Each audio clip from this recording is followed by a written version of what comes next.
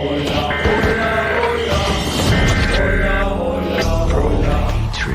and violence that they keep their emergency broadcast system and everything is gonna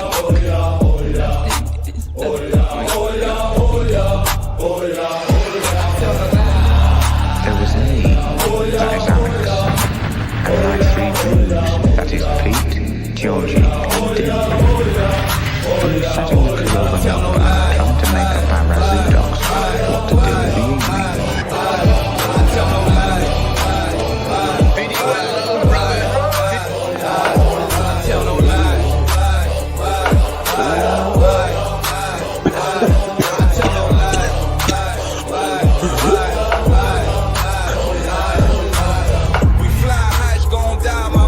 Motherfucking Orthodox guy, motherfucking jock guy. Oh yeah.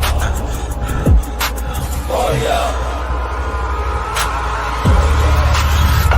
Hey, what happens when you bring 9 soldiers from Brooklyn together? If we don't stick together, we're not gonna get anything done.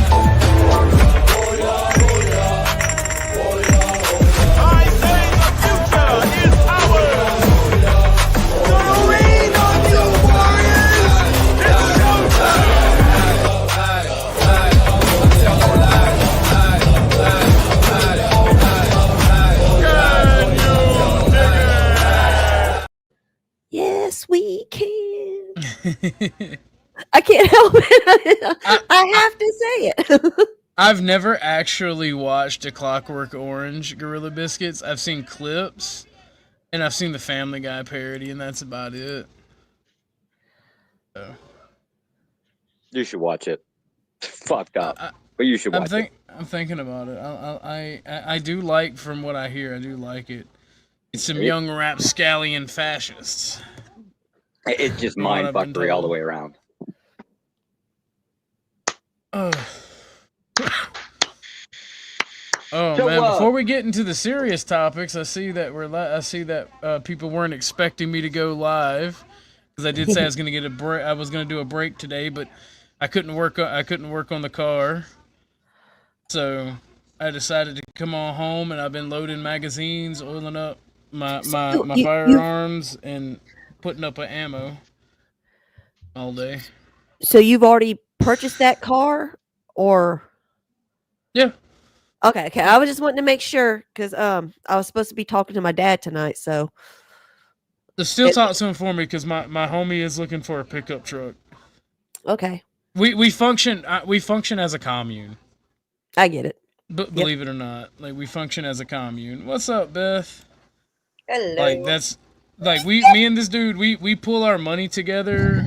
We help one another out. Like, his mom's really good at, like, she cans and makes herbal remedies. And I stand, this is not medical advice or anything, but I stand by her herbal remedies, especially for tooth pain. Mine are badass too. Let me guess, she uses clove primarily for tooth pain. I have no idea what she does. Like, she's a kitchen witch. She makes dried meats. Like, when we go hunting, she's like, you boys skin it and do whatever, and I will put it in the dryer, and we will have beef jerky or deer jerky. I do all that stuff too. Like, so. I do. I make all like even homemade toothpaste and stuff. And it's like, when it comes to like the cough syrup and shit like that, my kids, their whole lives, we use what I make from natural ingredients first. If it's still a problem after a couple days, then we'll go buy the Robitussin and call and make a doctor's appointment. And hopefully we don't need the doctor's appointment. Well, see, that's the thing. Like, she's always been against, she's the type of survivalist that's against the doctor and big medicine, like big pharma. So, like, her shit, like, 90% of the time, if she gives you something, if it's been recently made or it's not gone bad, if it's gone bad, it's not going to hurt you. It's just not going to work. Exactly. I found that out, too. Her stuff, if it goes bad, it does not hurt you. It's just not going to work. Now, if she makes it fresh, it's going to be extremely potent. It's going to work extra good.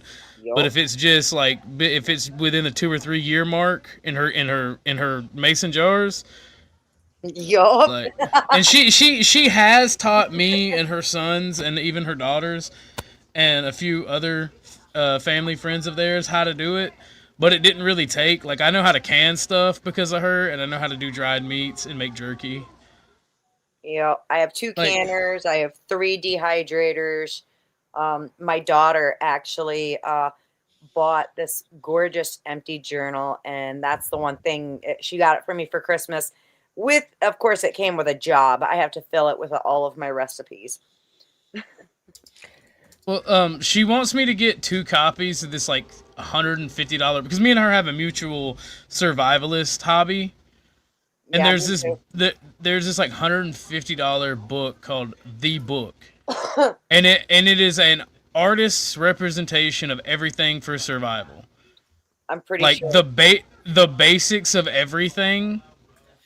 It covers like herbal medicine, making a rudimentary combustion engine. Yeah, I've seen this. I want that book too. Yeah, and like she wants me to get 2 copies of it so we can have one for backup and one to go through because she actually, believe it or not, she made me some stuff one time when I mentioned putting duct tape on my. I told Chuck how I store my ammo is I put it in the aluminum metal the metal ammo boxes and I like duct tape around them. But she made this stuff to be as like a sealant as well to go along the creases of the ammo boxes and like that shit, even when you open and close it a lot, like that shit still creates a seal. I make a tattoo goop that's like actually good for everything, really. Where the hell are y'all finding the fucking the lids for the canners? I got a shit ton of mason jars, but I can't seem to find them. You can get them anywhere. Even Almost. Walmart has them. Dollar General has them. Like everybody. has Yeah. them. Well, Walmart has a talk whole about like you section can find for them them. anywhere. I go looking and can't find you. Well, Josh, I'll just send you some the lids are hard to find. Yeah, the Because little even for part, her, even for her, because No. like she Really? has a bunch of them. She has a bunch of them to use, and like there's a severe shortage right now, and there has been since 2020. I'll find you guys a link and I'll post it. I'll send it off to you guys. Please do, and I will tell her that you did that my online community did that, because she has a bunch of mason jars of different sizes, and she can't really find lids except for like the biggest ones. Yeah, you can get both regular and wide mouth lids. I get Well, them. I have so many. It's disgusting. When I told her I knew how to make moonshine, she wanted me to make antiseptic for her. So she bought a bunch of liter mason jars, and like that's the only thing since 2020 she's been able to find lids to. How far away are you, Bess? I'm like 2.5 hours from you. But listen, guys, right now I am looking at how many come in this? I'm looking at 150 for $30. Yeah, send me the link so I can send it to her. I'll send And like what are the different size ranges? Yeah, you can. All right, it's good for Because she has like the little. She also has like the little ones for salves. Jelly jars. Oh Yeah. the tiny ones. Wait, why are we going off to buy them? If Beth is so close, right? I mean, it's just a home invasion charge if we get popped, right? I mean, Oh my lord! she goes to sleep, right? We just raid her kitchen. Hey Beth, what cabinet are you keeping them in? Listen to me. Go This to woman got some fish, okay? Listen. Go to Amazon and search mason jar lids. Oh, There's fucking Amazon. so many on here. Like But you can get right watch now those- 52 those- for $8. Those no names, I wouldn't recommend. No. These are they have a bunch of different brands. You can also She's very order sketchy in about where she gets them from, and I don't blame her. They- Like she won't get any of them that are made in China. Yep. Because botulism is like a big concern for her. Yeah, they like might not heat the glass thoroughly. Yeah. Yeah. Well, Oh. she's got mason jars. She just don't want any. The seal. Yeah, That come with the lid. anything wrong with Yeah. the lids and the seals, because like They- she's very concerned about that. Same Like, she- here. Same here. Listen, they have Ball brand lids and rings. There you go. Yep. It should say country of origin in They the have- description too. They have I mean, they both. got them at Target too. Hey, Walmart, they have- everywhere. They have both regular and wide mouth, and I bet you can probably find those small ones on here too. What size are yours, Beth? I have 44 D's. Damn. Lord. Well, I got dark fast. These are. What's up, Funker? How you doing, buddy? Aloe Wine, Gorilla Biscuits, Tootie Bug, Beth, Josh. I think I got everybody in chat. How you guys doing today? Without. Fair enough. We're not gonna do a very long stream because, like I said, I am tired as fuck. So I'm thinking about going to bed early. I just popped a link in the back chat. It's actual Ball brand lids, and I'm pretty sure if you peek around on here, you can find them in any size you want. The hell is with you assholes shopping online for everything? What's the deal with that? Because it's cheaper. It's cheaper. And we ain't got to go out and deal with idiots. Yeah. I agree it's cheaper. Oh, man. I agree it's probably cheaper, right? But yeah. See, you get a fucked up deal online. What, like you just return it, no problem? Yeah. Don't give any shit? Amazon usually refunds you without even having to return it. The only thing that I found that you can't refund is ammo. Yeah. And medicine. Yeah. But like, I buy everything online out of convenience, what I don't make myself. But yeah, though, I'm looking at everything up on here, and I hate to give Amazon any more, business, but whatever. I mean, you need it. You need it. Convenience is good. It is. It's although I gotta say, man, sometimes it is just fucking entertaining to go to Walmart. Baldy, let me see your face, partner, if you want up, because I've never seen you around here before. Let me get a little thumbs up, middle finger, anything. What's his name? Going once. Baldy. Going twice. FPF. Your face is not your profile pic. Yeah, get out of here.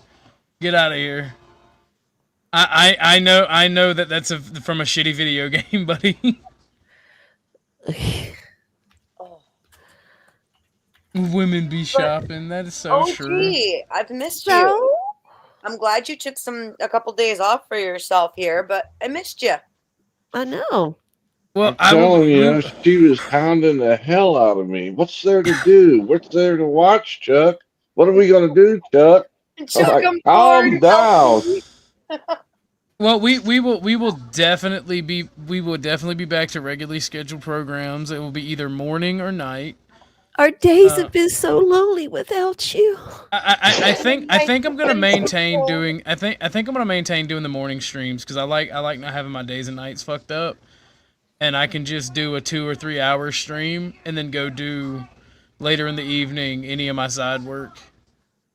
So I was thinking about it.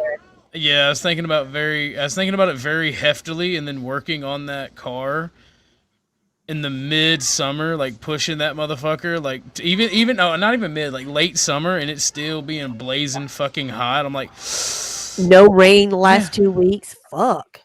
Yeah, dude. Me and my friend, like, I'm a bad influence. I got my friend walking around barefoot. Like, me and him were walking around. I look at him. I'm like, bro. He's from Quebec, right? Like, his mom and like his sisters were all born in the U.S. Him and his brother were born in Quebec. Well, like, he looked at me because, dude, it's hot as fuck. I'm like, I looked at him and I'm like, bro, I feel bad for you. Because, like, and I moved my foot through the grass. I'm like, even the fucking grass is hot on the feet. He's like, I fucking know. It's hot and dry and crunchy, and it's making my dog's paws get all. She's constantly having to lick them because they're burning and they're itchy. You should see my plants. What's up, Sage and Ghostface? How you guys doing? But no, like that's the thing. Like the homie got so upset because the clutches stuck, like we were talking about before the show. Because like everything was fine, and he was excited to be able to help me, and we were gonna have 2 vehicles be able to like get shit done. And he slammed the door. Got mad. I was like, let's get the fuck out of this heat. Like we contemplated going to the river, and he's like, we can't. He's like, I gotta work. and we can't. And I'm like, she's like, this fucking sucks. I'm like, just calm down, bro. God willing. Yo, See, it back got when we were chilly in kids, what we do, we just go in on days like this and all this heat, we just go out there in a sprinkler. But as adults, it's not as feasible. It got chilly up here. It's too now. The lake is freaking too cold to go in it. Ain't no such thing as that. Me and the homies will go in the lake all the way up until mid-November. You never did the Lake Lanier ice dive, did you? Fuck no. They try to get us to do that in the Boy Scouts. The polar bear swim, and I'm like, Yeah, how about no? How about hell no? Especially not in Lake Lanier. Hell no. A bunch Nah, of because they my got demons in that lake trying to drown people. Right? A bunch of That's my the one I was friends- taught. That's the one I was trying to remember. Lake Lanier was the one I was trying to remember. We was talking about local swimming holes around Middle Georgia. A bunch of my friends in high school did the polar bear plunge in the ocean in late November. And I mean, this is Northeast. This is in Rhode Island. And every single one of them ended up in the hospital with pneumonia. I remember I did it one time. Me and my best friend, who was a black guy growing up, I did it. Me and him did it one time. The polar bear swim. He's like, I'll do it if you do it. I'm like, nah, bro, I don't want to do that. That shit's cold. He goes, but I'm black and I'm the only black dude that can swim at camp. He's like, you're my homie. You're supposed to have my back. No, it wasn't. I kid you not. I kid you not. Every black dude when we were in Boy Scouts that was in that camp. I don't know if it was Stereotype Monday or some shit. But for our week, he was the only black dude that was qualified to be a lifeguard and could swim and also had qualification to swim anywhere in any zone in the lake and at any time without supervision. And me and him took full advantage of that shit. We swam and swam and swam and swam and swam. Nice. Like they were like, you need to work on merit badge. I'm like, you need to get in the water. It's fine. Only time I got in cold water was one time one of my kids was sick, running a high fever, and they told me to get her in the ice bath as soon as I could. So I filled that freaking tub up with bags. I ran up and bought a bunch of bags of ice, filled that tub up, put some water in it, and me and her got in it. Man, when I got out of there, I thought Willie was gone. Oh, that water was cold. Hey, it be like that sometimes. That's the OG. That's the OG gender reassignment surgery, bro. As soon as you dip that big toe in the water, shit shrivels up. It's like I had to look down at my fella. I'm like, it's all right, buddy. We ain't going in that shit. It's all right, bud. It's okay. Come out. What's up, Agri? What's up, Aloe? I see y'all joining. That should be hibernating. Like, woo. I think this is the best idea for like first dates. You know, just go skinny dipping in like some frozen ass lake, right? Because you obviously it shrivels up, right? But that sets the expectations for the rest of the life, right? She ain't gonna be all demanding and shit now anymore. It works in your favor. That's why you get the ones that ain't demanding to begin with. Oh, you mean like What is your vendetta against the ladies right now? You mean like Beth over here with a fucking soda can mic? Size matters, doesn't it, Beth? Or I mean, Bug. You got them mixed up there. But I got some footage. Lauren gave me some footage about the ice stuff going on in the. I saw that. Portland, and I believe Chicago. They might both be Portland. Oh, I don't know what's going on. It's not frostbitten. It's still good. It's still good. If it's Chicago, keep your eye out. One of them might be Joe Cool. Why don't you warm him up? He'll come out and play again.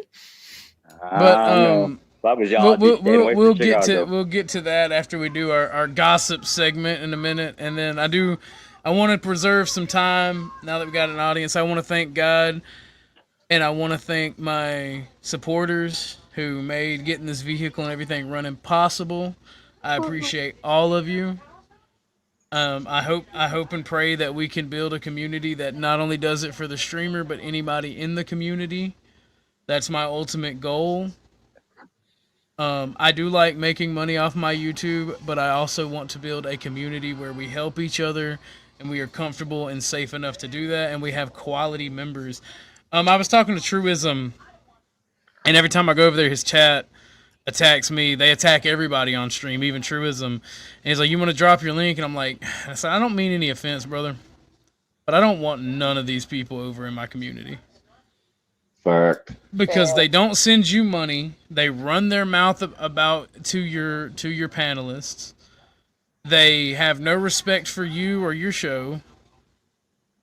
And I had somebody who was talking mad shit when I was talking about my baby and the love of my life passing a few months ago. Like, I remember near when it happened, one of the ladies over there was running her mouth about it, and she subscribed the other day, and I didn't realize why she subscribed yesterday. She subscribed yesterday after I said that, and then I remembered who she was because she was talking about meeting me in 2021 on YouTube, and I'm like, I didn't use this account, and like I remembered, and it turns out I ghosted her, and like that's why and like we came to the conclusion that's why she was treating me the way she was, because she was just going after me every time I'd go to Truisms. That's sick. And like talking mad shit, like why don't you go have babies? You're a loser, just for no fucking reason. Like, you're always on the internet. I'm like, can you say who she is, or can you put it in private chat? Latinas I'm waiting for it to pop up. Latinas in California or some shit, Cali Hell or whatever. Ugh. I'm waiting for her to pop up to run her mouth. I'm gonna give her one chance to not be a piece of shit. Good luck. But apparently I ghosted her, and that's why she's angry at me. That's bullshit.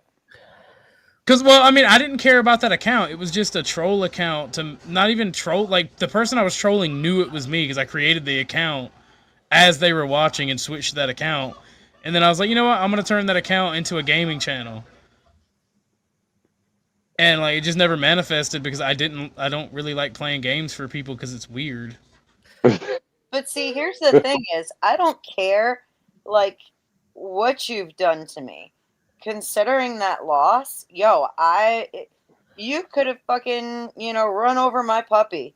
And I still never. Well, she was talking, like, mad shit. She was like, oh, well, you just move on and go make babies with somebody else. Yeah, that's what I'm saying. And I'm like, it's literally been less than 2 months when we had this conversation. Like, I lost it. I had to leave Trump. Wait. Beth, That's my issue with so many people nowadays. Whenever they say, "Fuck them kids, I can make more babies," I'm like, whoa. I'm just saying, it's fucking cruel, and It's sick. Yeah, it's sick and cruel. Well, I mean, I didn't get why this random person was coming after me, and then it just clicked based on what she was saying. Like, and I didn't even mean to ghost the chick. We wasn't even talking sexual. We were just talking, like, periodically. Oh, let me know. I appreciate it, Agri. I appreciate it. Let me know when you get to the gossip section. I got some pretty good gossip. Fair enough, gossip girl. Damn. But you're gonna take my place, Josh. But Josh, like, that's it now. You're gossip girl. Sorry. That's what you get for dogging the ladies. I don't know. I feel inadequate standing next to Beth. Right? Like, I mean, hers are bigger than mine. Right? I just really feel intimidated. Hell, I can't help it is weird, Agri. It is weird, and like, I didn't remember it was the chick. And, like, I even tried to apologize to her yesterday, in between laughing, because, like, it clicked. And I'm like, that's why she's so mad at me? Because I ghosted her on accident? Hey, wait, hold up. Now, what about this policy about, like, laughing at panelists, right? Like, I mean, Jesus Christ, man. The ladies were, like, laughing their asses off at my little Vienna sausage for, like, an hour and a half, right? Oh, you shouldn't have showed your wee-wee. You should have showed your wee-wee behind the scenes, man. I did. That's why they were laughing. Jesus Christ. That's what I'm saying. You shouldn't have just immediately cammed up and unzipped it, bro. Like, that's crazy. For those of you who don't know, it's an inside joke. Josh didn't actually expose himself. You're ruining it. Sure? Come on. What's up, Shro? Oh shit. For those of you who don't know, this is one of my longtime friends, Shro. Nice to meet you. He comes on sometimes. Yeah. I enjoyed the Japanese cigarettes, by the way. Thank you very much, my dear. No problem at all, bro. It's been forever since I've been on here. My bad, man. Well, you've been busy. You've been exploring the world. Yeah. Went through every time zone now. Hold up. We can Hold forgive up. What you. the hell is a Japanese cigarette? What's so different about a Japanese cigarette? They are a lot stronger. Yeah. Oh. And they are really good. And now I want more. I only want Japanese cigarettes mainly for the box they come in. Yeah, Yeah. I mean the piece, the one I sent you is the only one that comes in tins. The rest of them are normal cardboard cartons or cardboard packs. But you know, that one was kind of the premium brand. But you know, since the U.S. dollar does so well against the yen, it's kind of the same amount you'd pay for a pack of like say Marlboros over here or something. That's like $8 for a fucking tin of like 20 cigarettes. That's fucking crazy. Yeah, I found out when I was in Germany though that a German Marlboro is not the same as an American Marlboro. Yeah. The brand Agrilepolis, it's called the Peace or just Peace. And Peace cigarettes.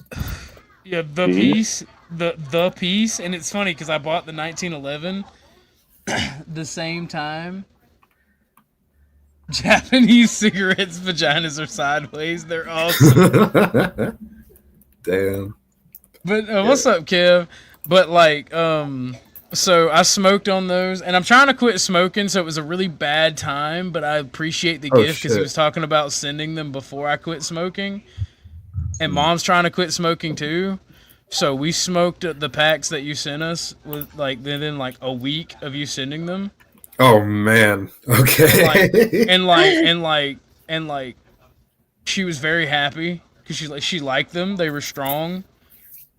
And they were actually good quality tobacco. And like apparently Japan has a thing, like the Japanese smoking scene has a thing for American tobacco.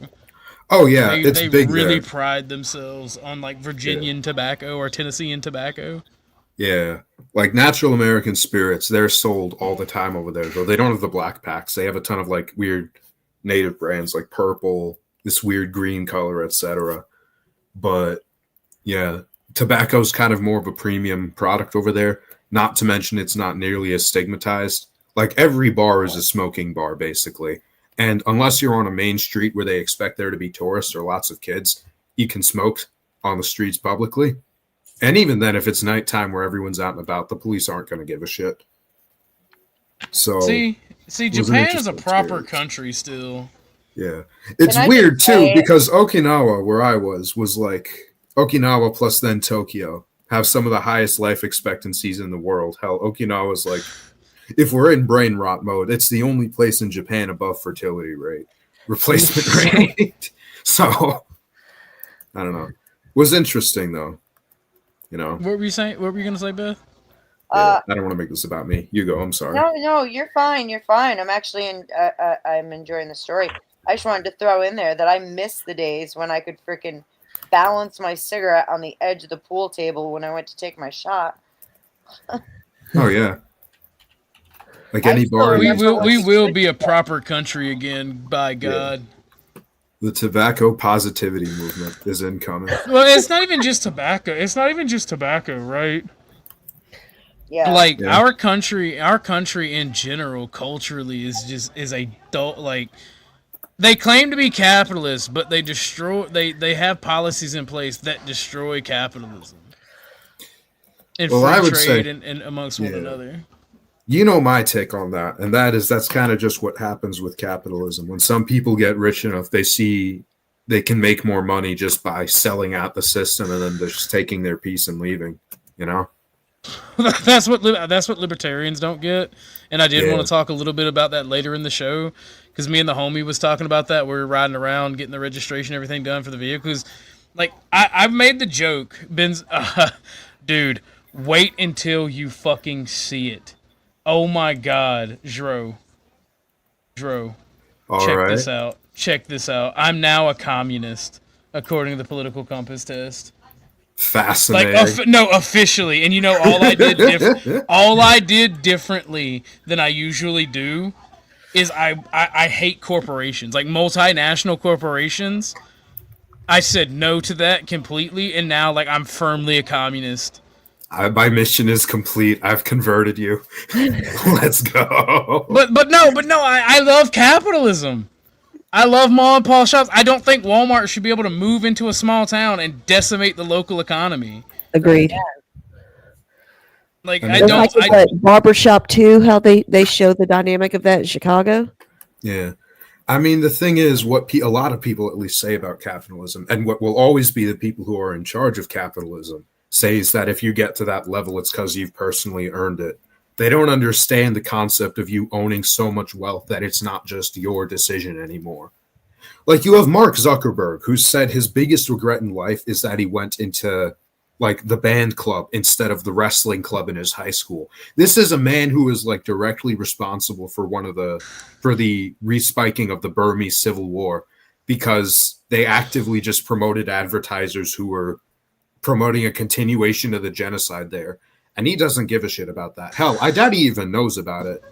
These people have more money than they know how to conceptualize. They have more influence than they know how to conceptualize without even a modicum of interest in history or any kind of state's work, you know? But they're still rewarded to be the most powerful just because they know enough about business and what I would describe as economic banditry.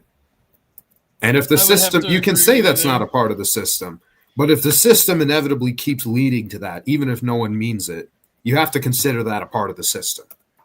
You know? Well, here's why anarcho-capitalism will never work. Because you have to have some type of government regulation or somebody with force to break up monopolies and corporations that get out of hand and monopolize. Because if you have no government, the man with the most money and influence will de facto become the government. Yeah, they don't understand that, in the sake of well, they understand completely. They just think that if they work hard enough, it'll eventually be them with the power. Yeah, exactly. Like, they don't understand that eventually, once you get to a certain point, why won't a corporation just assume the role of a government, except for its own gain? You know, because that's the most profitable option. By their own logic, that's what they should do. I agree. Mark Zuckerberg. Here's the thing, right? It's been the reason that a lot of those people are building doomsday bunkers in New Zealand is because, like, the way the winds and ocean currents work is if there's a nuclear war, that's like the one place on Earth where it won't blow radiation. And if there is any theoretical, like, problems environmentally, like, it will be like one of the only places untouched. And these fucks, the reason that I'm okay with being considered a communist at this point is I love capitalism. I think it's great. But these fucks would rather build doomsday bunkers that they probably won't even be able to get to in time themselves, but for their own security and safety, instead of, you know, not being a piece of shit and running the world to fucking nuclear holocaust. So honestly, fuck the wealthy in particular. I think that grandma's ma and pa shop should be able to function. Yes. Yeah. So I used to work for a man who owned a toy company and a diamond cutting business, and he had all this fucking real estate, and that was what I was doing. I was managing all of his apartments. And I mean, like, we're talking like every summer I would have to do turnover on at least 70 of them over in the course of like 3 weeks. It was brutal.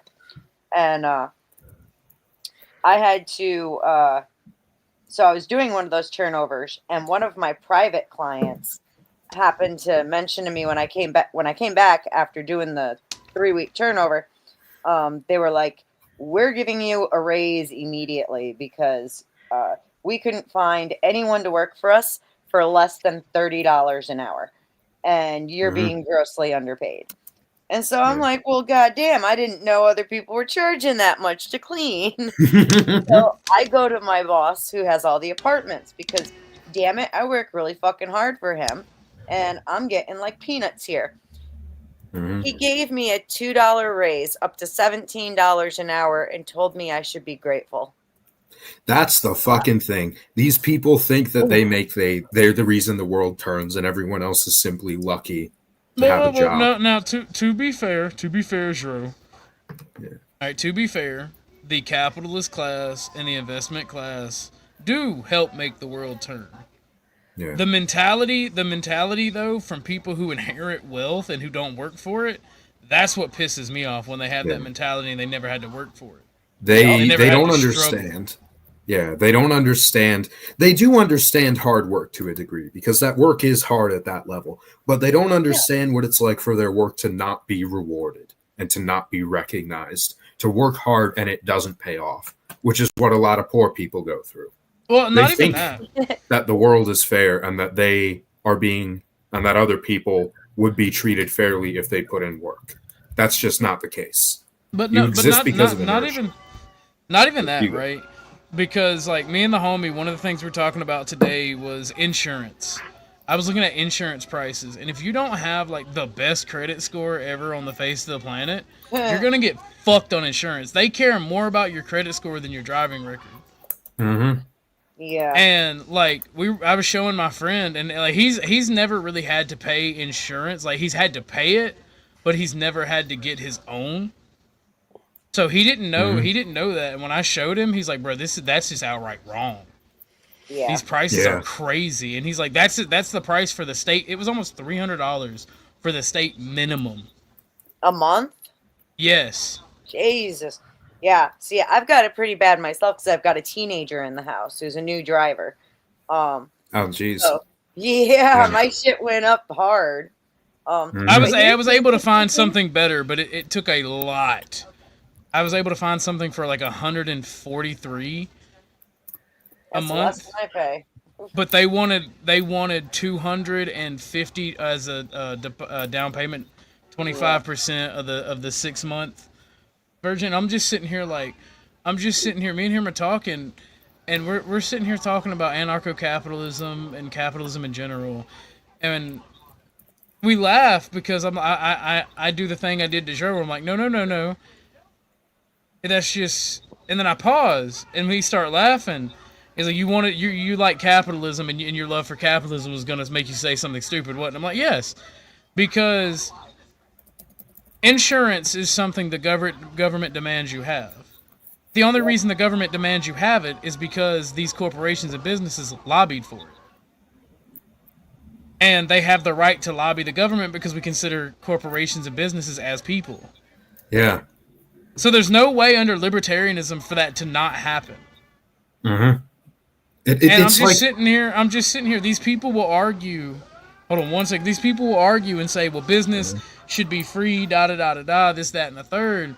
But then, like, when business does what business does, and it engages in political power to make more profits, they go, well, the government shouldn't get involved. Well, if the government didn't exist, like you would want in anarcho-capitalism, it would just be 10 times worse. Yeah, exactly. Like libertarianism. Because these corporations would be the government. Yeah. Go ahead. Like, as I say, libertarianism is effectively the most tempered utopianism. And I define utopianism in this instance as it expects nothing to go wrong. And it doesn't plan around things going wrong. And libertarianism is like the most... Yeah. Hello? It's the most idealistic ideology. It's the most idealistic of all, and it doesn't seem like it because it doesn't seem like that much of a stray from the status quo, but it is. You know? Yeah, I mean it's crazy. And Wally, I disagree. Insurance mandate, it's not the government forcing you to go to the casino. It's the corporations forcing you to go to the casino using government power. Like, what do you think would happen if the government wasn't there to make a law for it? Corporations would just do mob shit and send gangs over to your house to charge protection money instead. And that would be worse. Yeah, that would be objectively worse. And the thing is, right, if you do your research on insurance companies, auto insurance specifically, right, you can look at medical insurance, homeowners insurance, it's pretty much all the same. But auto insurance specifically, right? And this is insurance in general.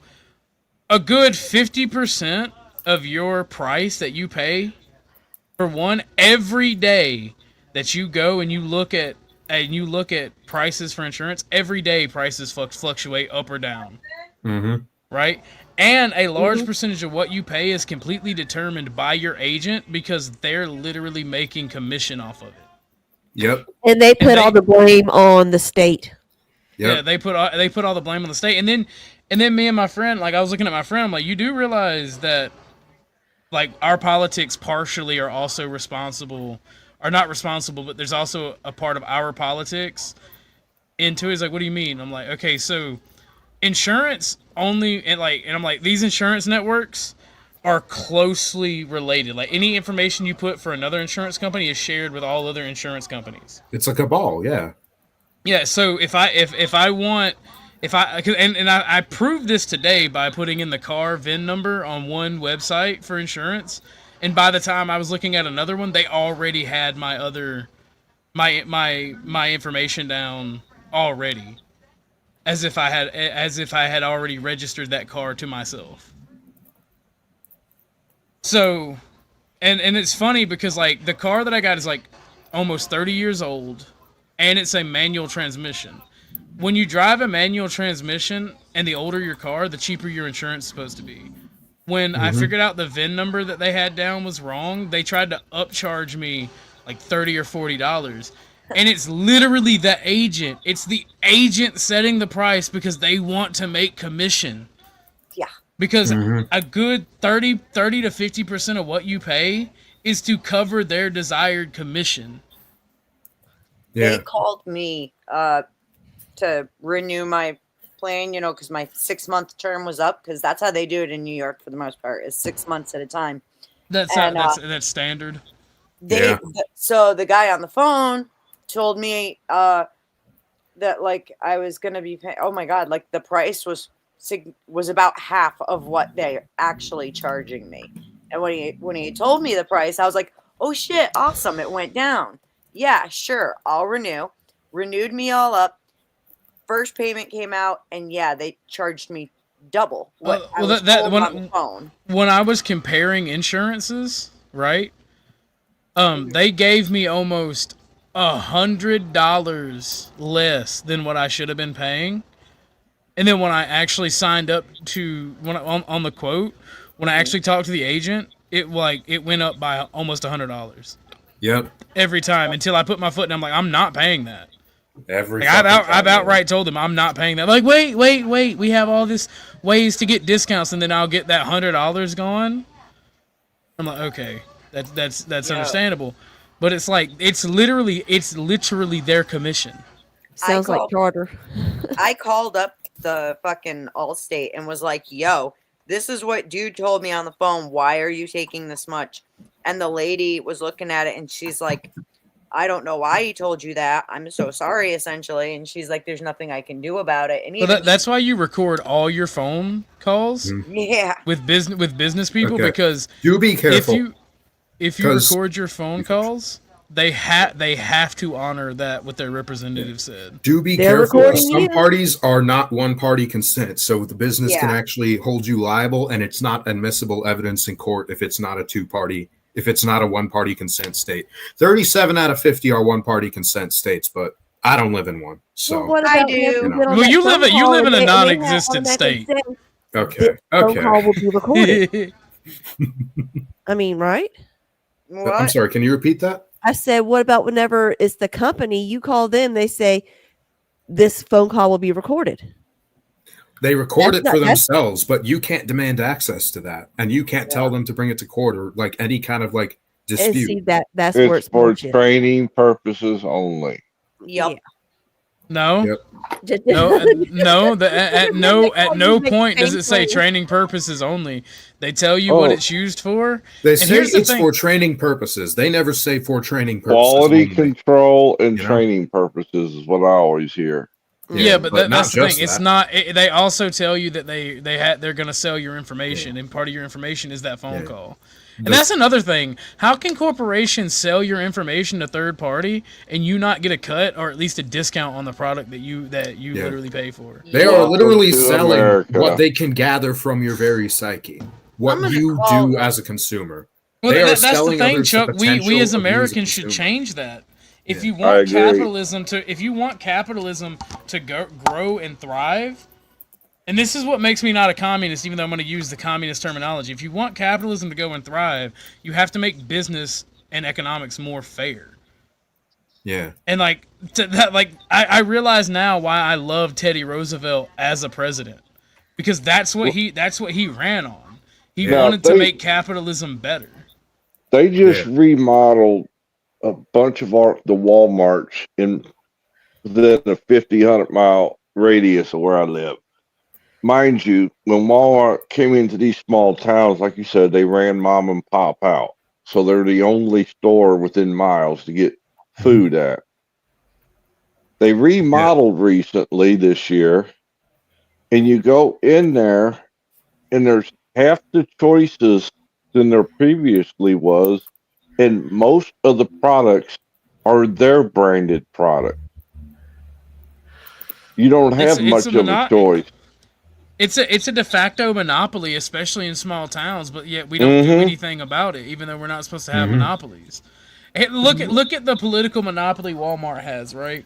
Walmart has effectively destroyed, even if your county doesn't have a Walmart, but there's Walmarts in the surrounding counties, it still affects business within your county.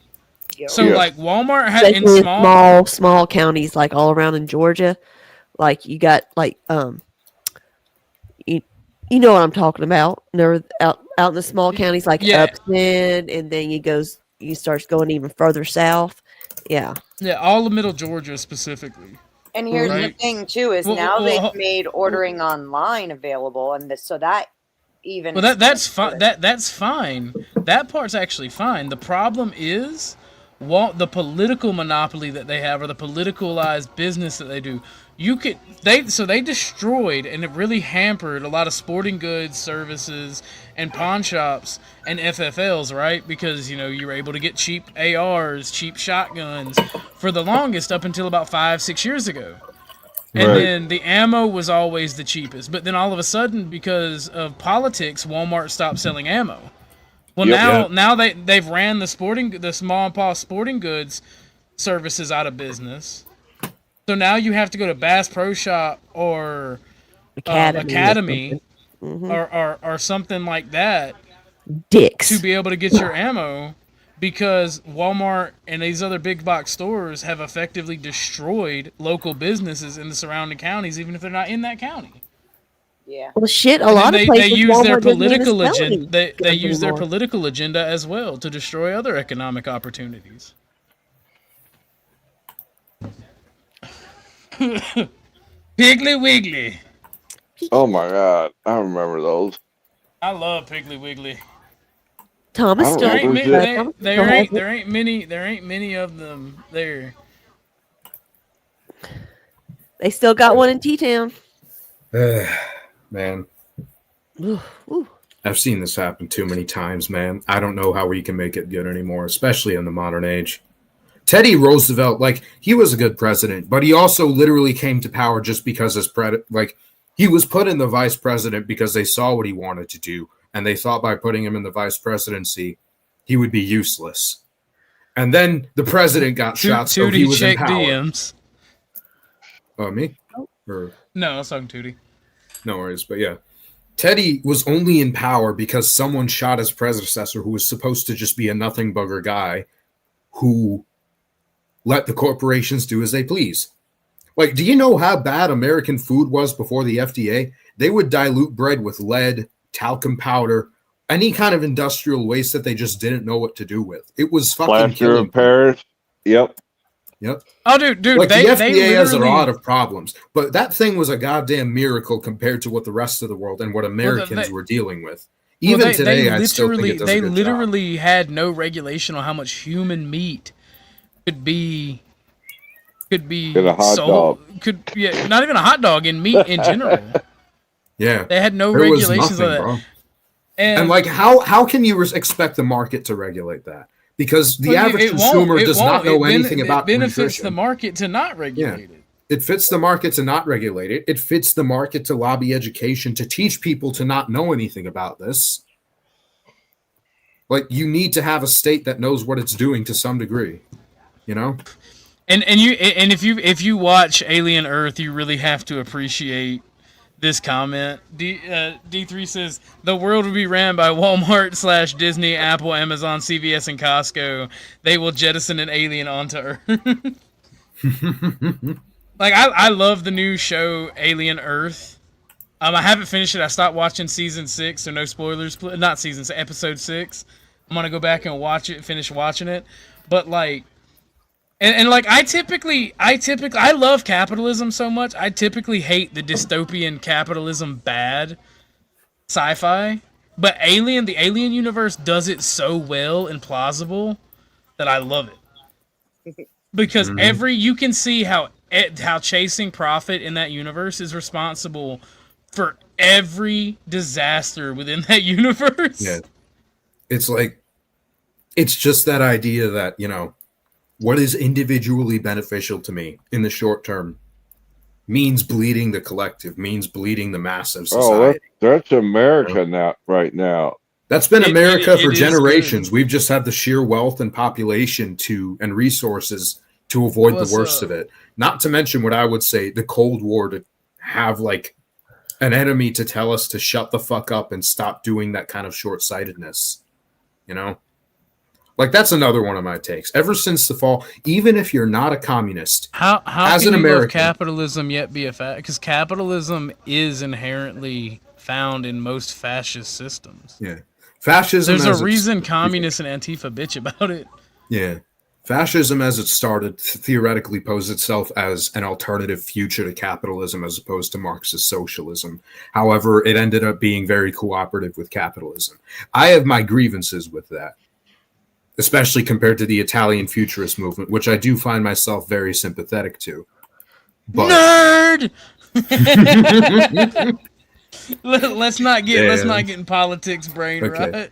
I won't get too brain rotted, don't worry. But yeah. The thing is, like, fuck, what was I even saying? Well, I don't know if I've said this before on the channel, but the past 2 days I've been really thinking about this, and it doesn't matter the system America has, right? America has one thing that's very unique to it, and like this is where tyrants come to die. You can be a fascist, you can be a communist, you can be a libertarian, you can be a conservative, a liberal, any politics, any political system or ideology. You can even implement it into our government structure, and it will work. And there might be problems for a while, but eventually we will right the ship, and we will not let tyranny win, no matter what. That's unique to American culture. That's unique to our nation. This is truly the place where tyrants come to die, and rightfully so. I never thought about it that way. Very well put, young man. Very well put. So just because I say I'm a fascist doesn't mean I believe in tyranny. I'm still an American before anything else. Strongman ideology is not like inherent to fascism as much as, and I say this as a communist, it's not inherent to fascism as much as people make it out to be.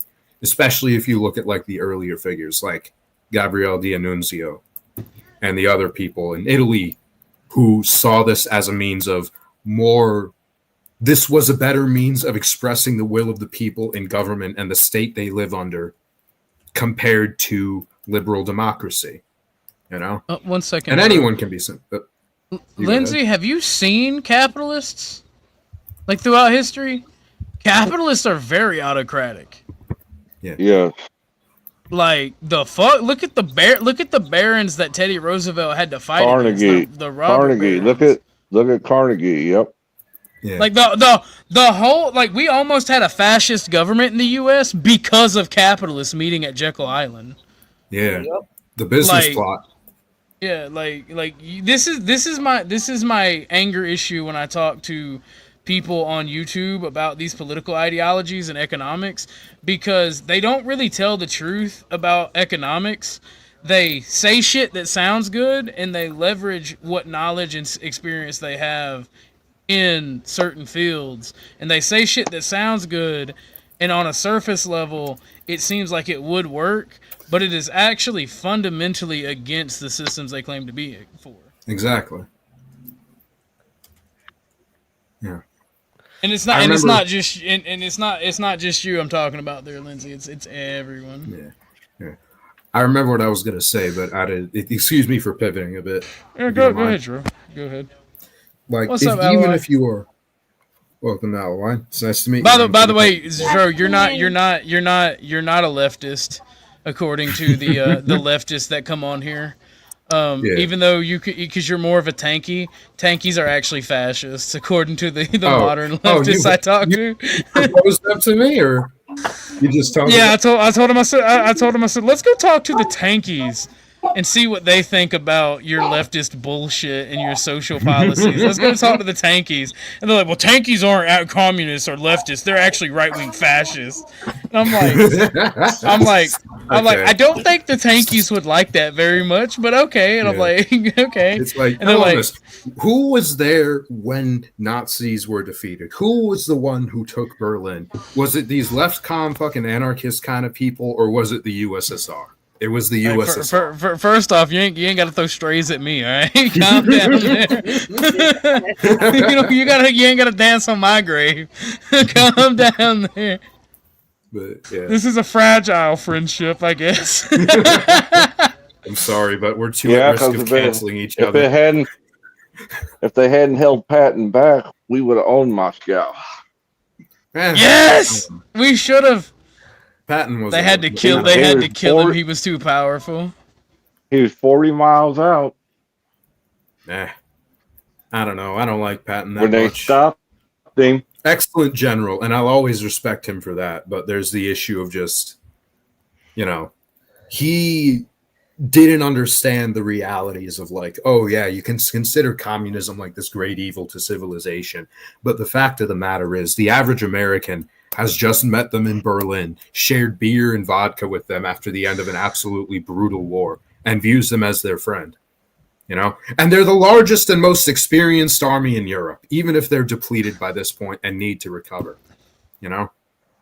But my dear communist friend, we gave them the equipment to fight with. Are you French? You keep saying we. Chuck, I swear to God, if you ever call me French again, I will smite you from here. Orthodox. Are you talking about me and Drew became good friends over our mutual hatred of the French. Exactly. French, that's the nastiest place I've ever been in my life. Oh, for real. God, Orthodox Guy, did you catch how the company gets people to do its bidding by offering them larger percent share, and they do awful shit for shares? Yeah, I mean, the Alien universe does a really good exactly. We dodge those around here. The Alien franchise or the Alien universe does a lot of good at showing the subtle evils of what a corporate ran government would be like. And that's why I like fantasy like that, because we're able to tell stories and do logical conclusions. Most anti-capitalist stuff is extremely modern leftist anarchist, so it has no order to it, no structure, so it just goes corporations and capitalism bad because it just is. I just want to say on a lighter note, I ripped a fucking hell of a fart about 10 minutes ago. My oldest laughed so hard he peed his pants.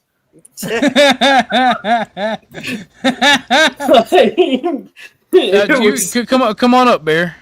It was so loud he heard it from the kitchen, and he laughed so hard that he peed his pants. I'm just saying, proud dad moment, okay? Bro, have you ever eaten grapes or some really good fruit or really really good beans and just ripped ass and it felt great? Yes. And you felt definitely 10 pounds lighter. It's man, that was really great. I wish I could do that again. And then you're bathroom. Every time there might be some aftermath. Every time I eat my dad's fried deer steak, because he makes sirloin fried and he fries it in panko breadcrumbs and shit, it's fucking delicious.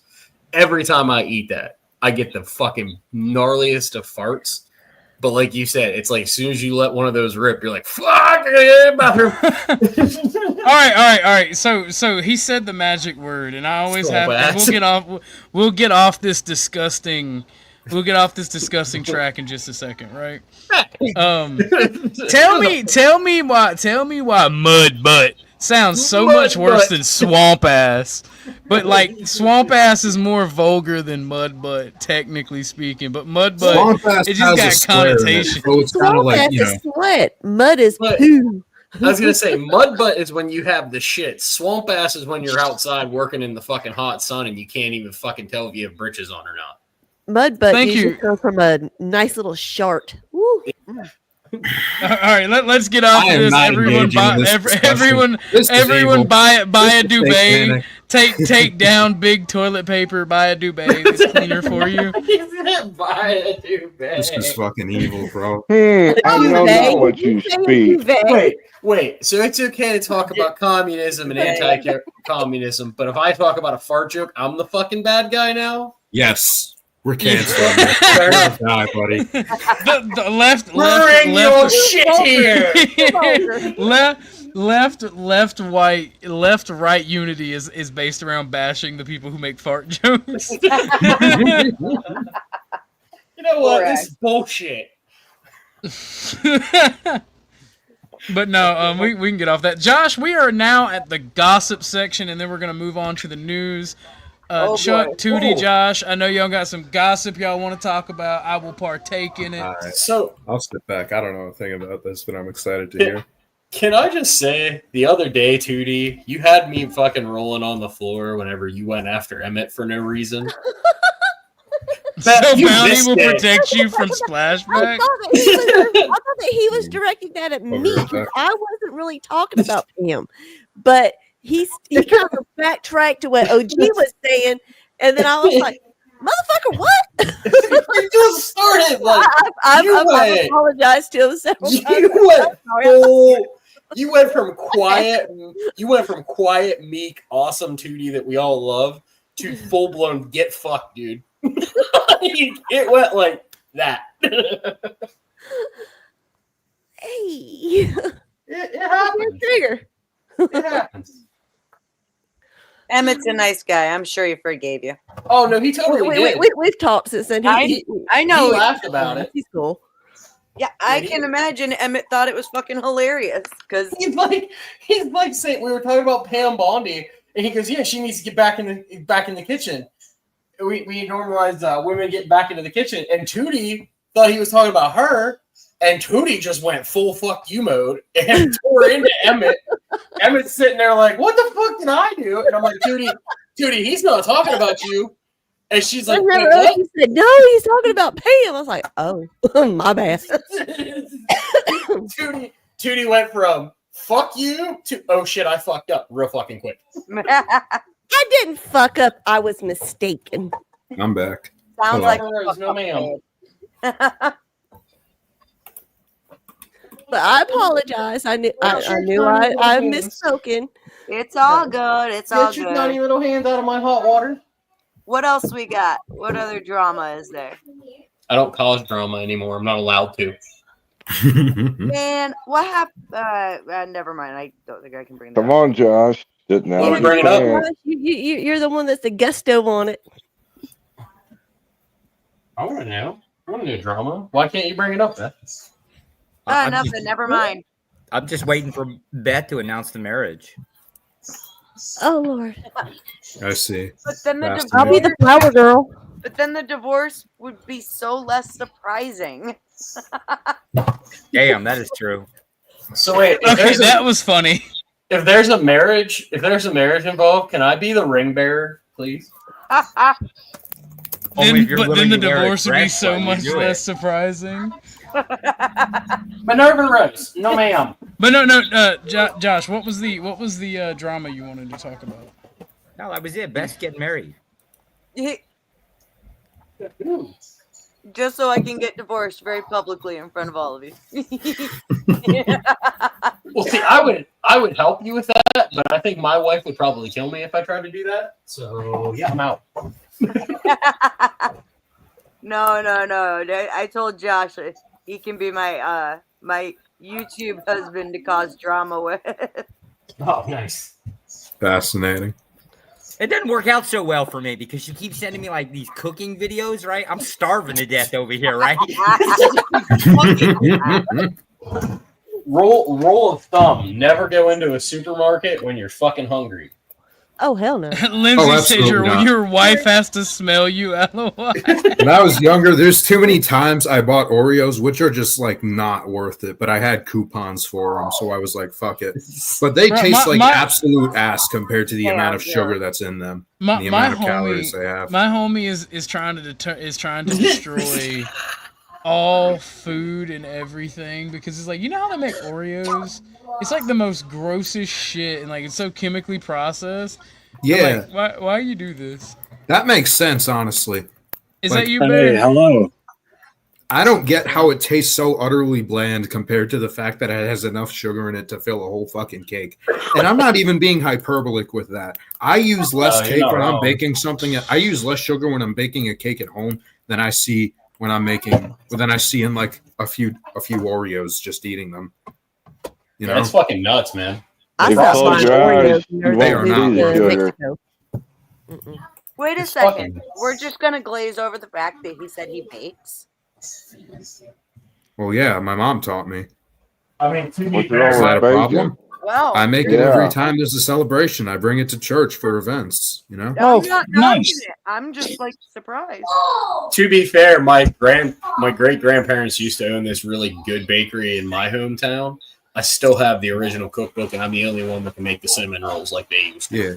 I don't get why people see it as like some kind of gay the older generations were good at baking. Like, it's cooking. Like, what makes it feminine or like what makes it gay? I don't get it. No, Chefs are male. Keep that in mind. Again, I'm not talking shit on it. I think it's awesome. It's quite impressive. It's just a matter of that. There's a lot of men who, you know, can barely find their fucking way to the kitchen, let alone bake cakes from scratch. Yeah. So you got like that's like me walking up to a group of guys and being like, "Yeah, I bet I can smoke that brisket better than you can." You know. Okay. Well, if you're in my family, you're expected to smoke it better than the average guy. Otherwise, I don't know.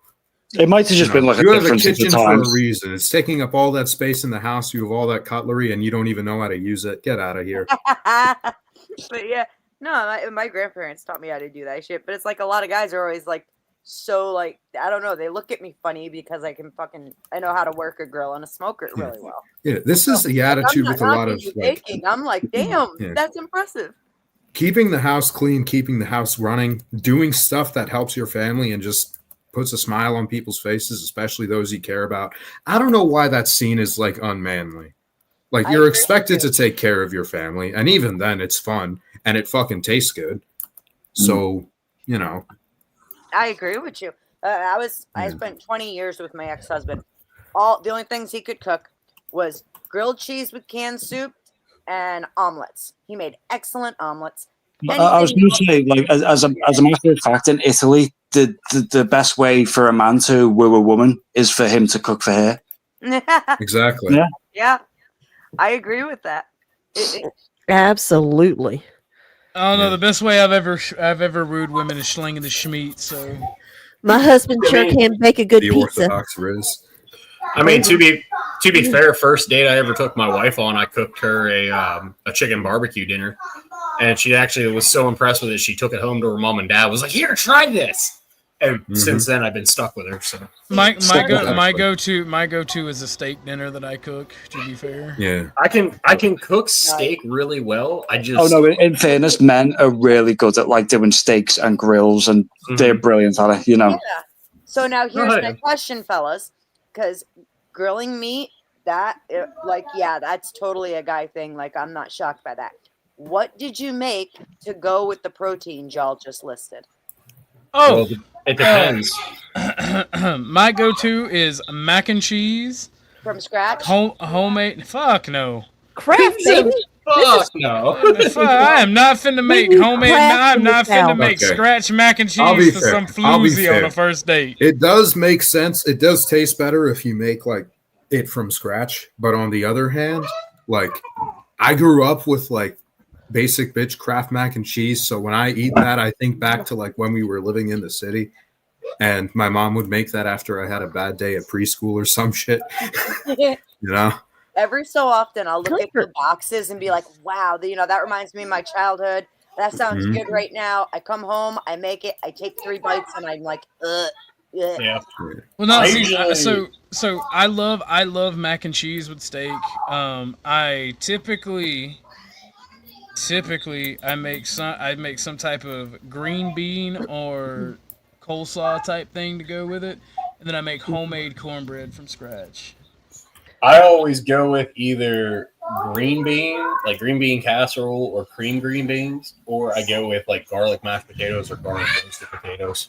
Whenever I'm doing Fried French green beans. Mods, ban this man. Ban this man. I've never burnt a steak. That's heresy here. I'm just kidding. I'm just kidding, Mods. Don't ban this man.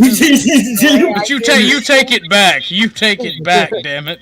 The way I do green beans, especially the fresh ones, is I'll give them a quick not boil, but like a quick simmer just to start softening them, and then fucking saute them with butter and garlic. Oh my god! Well, see, you want to try pepper? I do mashed potatoes and gravy, and some fresh asparagus does go hard on the Hell side. yeah! You Do you know what? Do you know what is nice? Have you Asparagus tried? on the grill on some foil. That's some with the good shit. steaks, and let the steak juices kind of meld with it a little bit. What's really good? A Mexican dude taught me the best recipe that has always gotten me laid. Right? You take an onion, you take some butter, you take some tinfoil, you put them together, you let them bake in the coals, or you put them at 400 degrees in the oven. You let them bake for about 15-20 minutes, and when you pull that onion out, she's gonna go, "Ew, it's an onion. I don't like onions." And you be like, "Eat it anyway." Look in her eyes, tell her to take a bite anyway. And the smile they get, because all that bitterness from the onion turns to sweet beauty, great tasting. It's like, oh my god! I get mushy it now. peas a thing in the US? What? Are mushy peas a thing in the United States? Mushy I have no idea what that I is. eat them. I eat them only because I know of them. I'm traumatized by peas. I only eat them fresh and raw out of the garden. Yeah, I usually with my fuck green beans, what I usually do, I'll boil them a little bit, just like you said, Beth, to get them soft. But instead of putting them in like a pan and frying them, you're blanching them. Yeah, you don't you know know. Okay, just quick. I'm not a chef. Go ahead, Drew. Oh shit, my turn. Okay, I just want to like half shit talk this chatter quick. Charles Darwin, Americans talking about cooking makes my brain hurt. I want to tell you, bro. You if with a name like that, I imagine you're a Euro. I'll be honest. And like, just because you saw online that someone was like, "We're gonna make the deep fried Oreo burger. This is what Americans eat every day," doesn't mean that's like what actually happens in America, bro. We know If you still eat like it's the Blitz, I don't. If you still eat like it's the Blitz, I don't want to hear your mouth. All right. Yeah. Also, I'll be people make fair fun to of the Anglos at least, because like one of the first things that got burned down in the Blitz was like the entire London Culinary Arts Library. Yep. But for some reason, none of them fucking remembered what was in those Oh, books. I was going to say, everyone makes fun of Americans for deep frying stuff, but do you know what they do in Scotland? They deep fry chocolate bars. Yeah. Oh hell no! What in the obesity diabetes is this? Every accusation is a confession, if you think about it, you know? But no, I'll take them, I'll blanch them, like Chuck said, and then what I'll do is I'll put them back in the pan, a little bit of oil and a little bit of milk, and I'll make what's called cream of green beans with some salt and pepper and a little lemon pepper. Oh my lord, it is fucking fantastic. Okay, my computer's fucking around again. Do I have to restart? No, I just have to close this app. God. I thought you were yelling at me there for a second. I was like, No, not you. Where's that, bro? Yeah. Look. All right, I'll give the British one thing. All right, fucking beans on toast is a lot better than it sounds. Oh It's actually really fucking Well, good. I was going to say, there's an old British joke that goes, British cuisine was so bad that the British sailors were the best in the world just to get away from Britain. The taste of their food and the beauty of their women made the English the best sailors in the world on their That's island. the one, thank you. That's mean. That's funny. Well, Josh, if you don't want to talk about the gossip, we can pass it off to Chuck. I don't know. You can talk about You said you couldn't wait for the gossip to start. Oh, you could. You said you couldn't wait for the gossip to start. Oh, no, Chuck, you got any good gossip for us?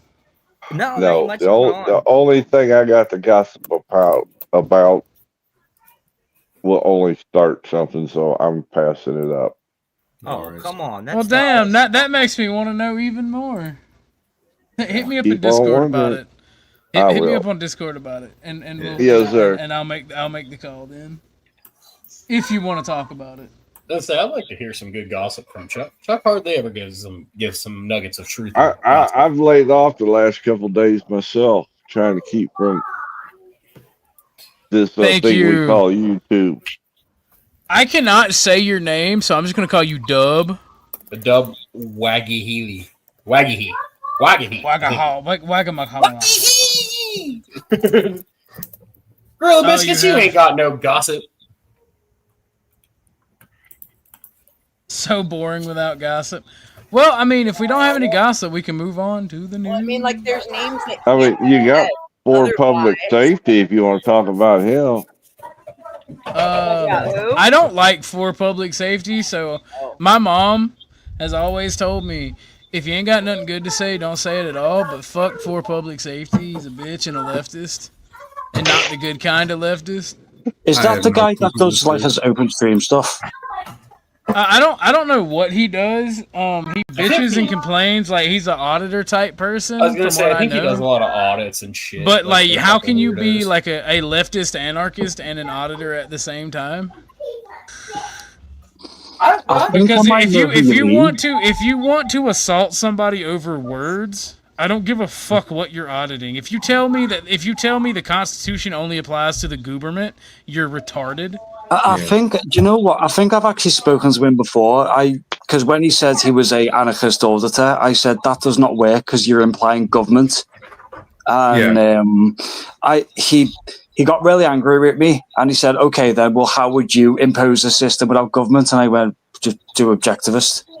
What's up, Oxycat? How did I make OTW cry today? What? Post that in chat. And hit me with a timestamp. Yeah. And we'll review it. Yeah. I'm not gonna say too much. We're not gonna be gossip girls for too much, but a little bit of gossip is fun. Yeah. It's funny to hear about this because I have like none of the lore. I'll be honest. It's nice meeting all of you. I also don't know a single thing about like the drama, and also I don't want to get involved in it. I guess I'm being a bit of a parasite here because it's fun. It's more fun to listen in on than I thought it'd be, but I'm not the kind of guy to ever get involved in it. Well, it's a pleasure to meet you too, sir. But like, it's funny because I have to be one of the most like non-bigoted people that gets called a bigot by the radical left because Jro is a really good friend of mine. He's a communist. I like some anarcho-capitalists. And I tolerate anarcho-leftists. And, like, I try to bring people together and have great conversations. So, I don't know. Maybe I should be proud of that when intolerant people call me a bigot. Yeah, you prioritize civility and getting along with a person and just what their character is over their politics. Which is frowned upon in modern America. It's frowned upon in a lot of the modern West, even though that's really what should be important at the end of the day. You should never hate anyone because of what they believe. Are they going to come to your events? Are they going to fight with you if push comes to shove and they're threatening your families? If yes, they're a good person. But people let politics get in the way of that too much. And I think a part of that is when is the last time the average Americans dealt with like a threat to the families of their neighborhood? Never. Not in over 100 years since we conquered the frontier. Yeah, like people who make politics their entire identity, they're just dangerous. They have no perspective at all. Yeah. Threat to the neighborhood dealt with that. I didn't know. I muted you, Chuck, because I didn't know if you was talking to a family member when you said do. I wasn't even talking. Well, no, I heard you say do what, so I quickly muted because I thought. I was saying do what he said about a neighborhood Like, say coming you're in under fucking attack. Burma or some shit where there's a civil war every other day, and the government's probably going to genocide you, or at least if the government's not going to genocide you, the state, the guy that coups them 2 years later is going to genocide you. There is a constant threat to your life and the life of all those you hold dear. Politics is below that. And I think if the average American experienced that, they would realize it. But the average American has never experienced a threat to their community and their lives. You ever lived in the ghetto? In the ghetto, I did for a bit, but we moved out when I was like 4, so I only remember like the bare days. You know, I mean, he's not wrong though. The average American is so removed from violence, they don't understand what violence is and the causes of it, and Like, that it's a tool. We They don't just have, they just parrot back violence bad for violence. we bad just sake. we don't have life-threatening problems on a systemic level at all. We as a society are effectively free from that. We are the most prosperous and most wealthy and should be the most educated society in human history. Kings in the ghetto before the Industrial Revolution would kill to have the living standards of even a poor person in the United States. But because we've never known that struggle, we don't know how to conceptualize our problems. So things that are effectively would be minor struggles in every other part of the world seem like life or death to us. So we treat them with life or death severity. Another little baby is born in the ghetto. Elvis Presley. Long live the king. Yeah. But yeah, you get what I mean. Yeah, that's what happened with France. They looked at America. Oh, sorry. That's the first thing in propaganda. Only a Mr. Bill. Like you name your organization the Good Guys trademark, and then you can never do anything wrong. Yep. Yeah. That's the thing. That's the thing I take issue with evangelicals with, especially, which is like, apart from the fact that they're heretical in a lot of aspects, American Christianity is plagued by the fact that it's heresy in a lot of ways. I talk to my pastor and he tells me that there's a few people in the church, when he's quoting Jesus during the sermon, people will come after him and say, maybe Jesus is wrong here, because that's kind of weak if you think about it. And it's like, you know. Well, it goes into what I was talking about feminism and how certain women will choose their feminism over scripture, especially if they're conservative. Like you'll quote 1 Timothy 2:12, and then that'll be such a big deal, big problem. Ironically, verse 2:12 wasn't ever a problem in my church. The issue was like when Jesus was talking about hold no anger in your heart, you know, always love thy neighbor. And this is a nice quote I came across as well. Like Jesus asked, love thy neighbor. Someone asks, who is my neighbor? And Jesus answers, whoever you were hoping I wouldn't say. That is the kind of compassion, that is the kind of love that God shows towards you, and you are obligated to show it towards everyone. But the average American wants to hate their enemy more than listening to the teachings of God, even if it explicitly harms them. You know? Yeah, it is a Wicked Wally. The evangelical movement is an atheist factory. So, Flo, I posted one of Flo's posts. He just made it 2 minutes ago. Y'all should open that window. Ashton, could you mute up when you're not talking? Sorry. Y'all should right click that and open it in a new window and go give it a like and a comment. But Dusty made this. Wasn't you, Ashton? My fault. It I thought it was my kids screaming in the background. It was, but then somebody started moving papers as soon as it was that damn communist guy. That's what it was. Exactly. Karl Marx himself teleported to shift. But this is what Dusty made. He said, "Building a better Griffner state, Wayland UK Corporation." I posted that link. If y'all wouldn't mind go and giving a like to Dusty's new creation in a comment. That would be awesome. At this level, 2.37K subs, every bit of engagement counts, especially in the community posts, because those are valued more by YouTube, you know? And I'm gonna post it again because it's funny. And Dusty supports me, so I'm gonna support Dusty, even though He is a bigger creator. He is a homie, even though we desperately disagree on certain things, but we agree on others. I love Dusty to death. Speaking of Dusty, we can talk about for public safety if you want.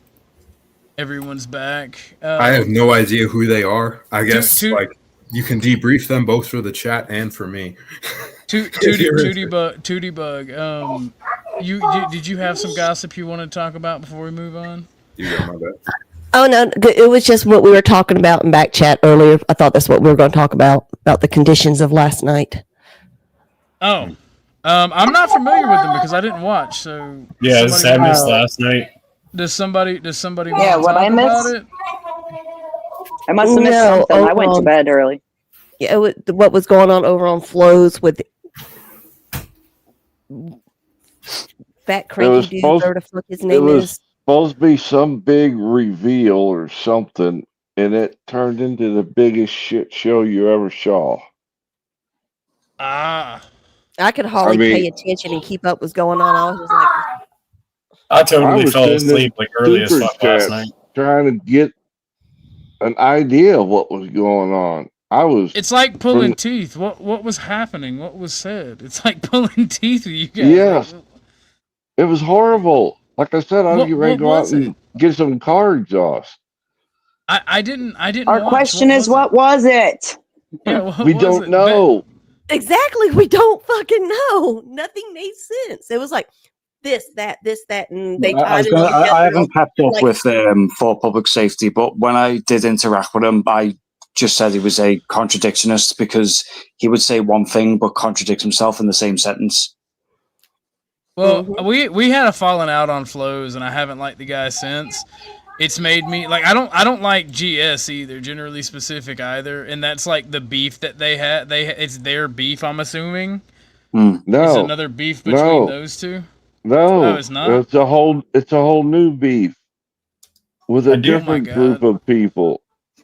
I know. When you tell me you support violence over words, it makes me hope that like anything you do fails. And every time someone yelled squirrel, we'd go off in a different direction.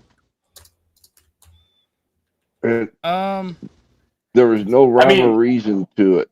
Well, we're at an hour 30 minutes in. We'll take a break from the gossip. We'll get back to it in a second. Maybe we can collect our thoughts and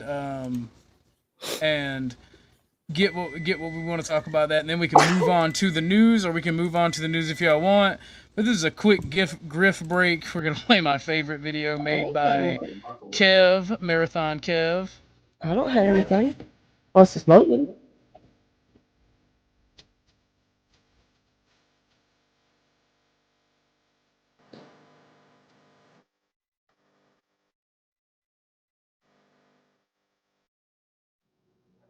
I am in fact that nigga.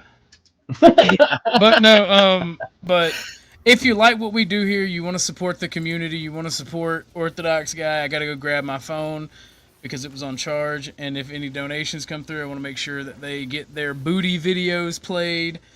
But I want to say, please consider liking, subscribing, and donating if you would.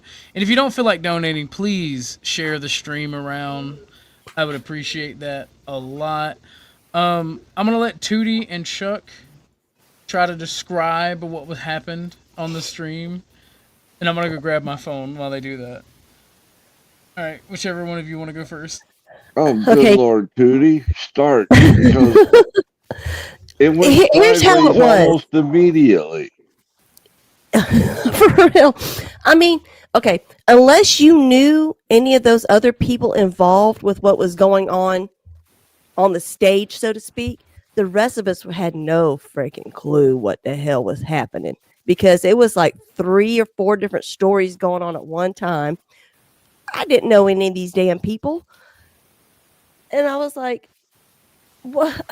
Can y'all explain something to me? And every time Dusty would try to be able to step into something, dude just kept going off on something else. We were like, what the fuck's going on? So, yeah. he was going to talk about this one fella, and before he could even say anything about the one fella, he jumped to the fella's so-called daddy, how his daddy pulled a shotgun on cops, and then it went from the shotgun shooting to shit. I forget where it went after that. I mean, it was just sideways. Mm-hmm. Yep. There was no trail to follow, I guess. I mean, because, you know, Dusty came in thinking that they were going to be making this phone call. It's going to be like some beef or something going on. And when dude made the call, he muted it. And that's when Dusty was like, what the fuck? He was sitting there just talking all this smack on him. I was cracking up. That was the best part of the whole show. Whenever he was talking about dude while he was on the phone, you know, having it muted, and nobody knew what the hell was going on. And then wasn't that supposed to be the gist of the show, was the phone call? Exactly. Okay. It made it into like a nothing burger. And then all of a sudden he went to call somebody else or something. And then whenever the guy didn't answer the phone, whatever, then he started running his mouth. Nothing ever happens. Exactly. So is it that? Go ahead. Go ahead. I'm sorry. Sorry, Chuck. No, I got nothing to say. Oh, I was gonna say, was this any more clues about what happened? Was this the no, I think I missed it last night, but the night before was that whole Chris Rasta debunkle thing or whatever going on. I remember Chris hearing Rasta that. or Chris Ryder? Rasta. No, the Rasta was the night before or earlier that day or something, but that was on somebody else's channel. Okay. What happened last night?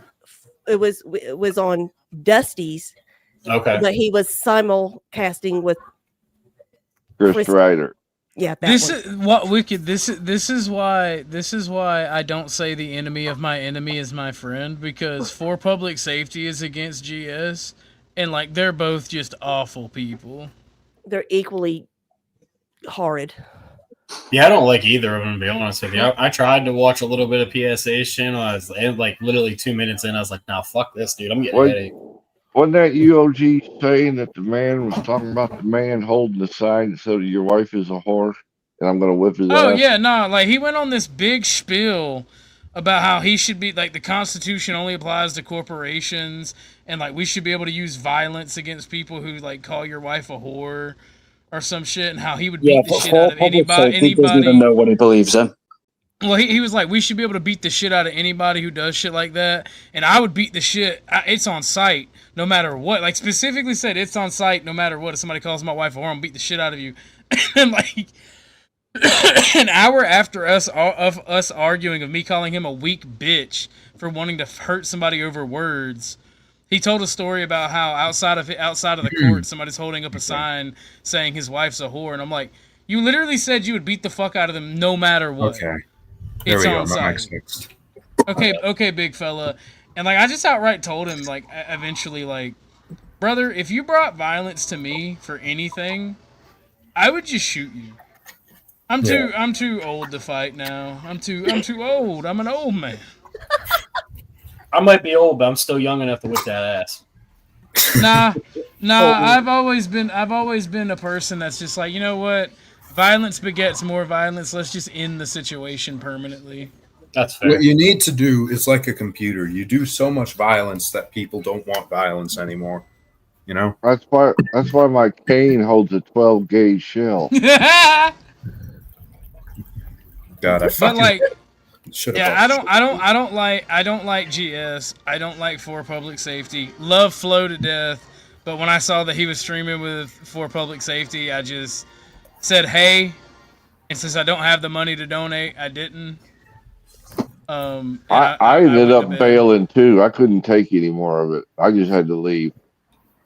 The thing is, those that for public safety, he doesn't even know what he believes in. He contradicts himself all the time.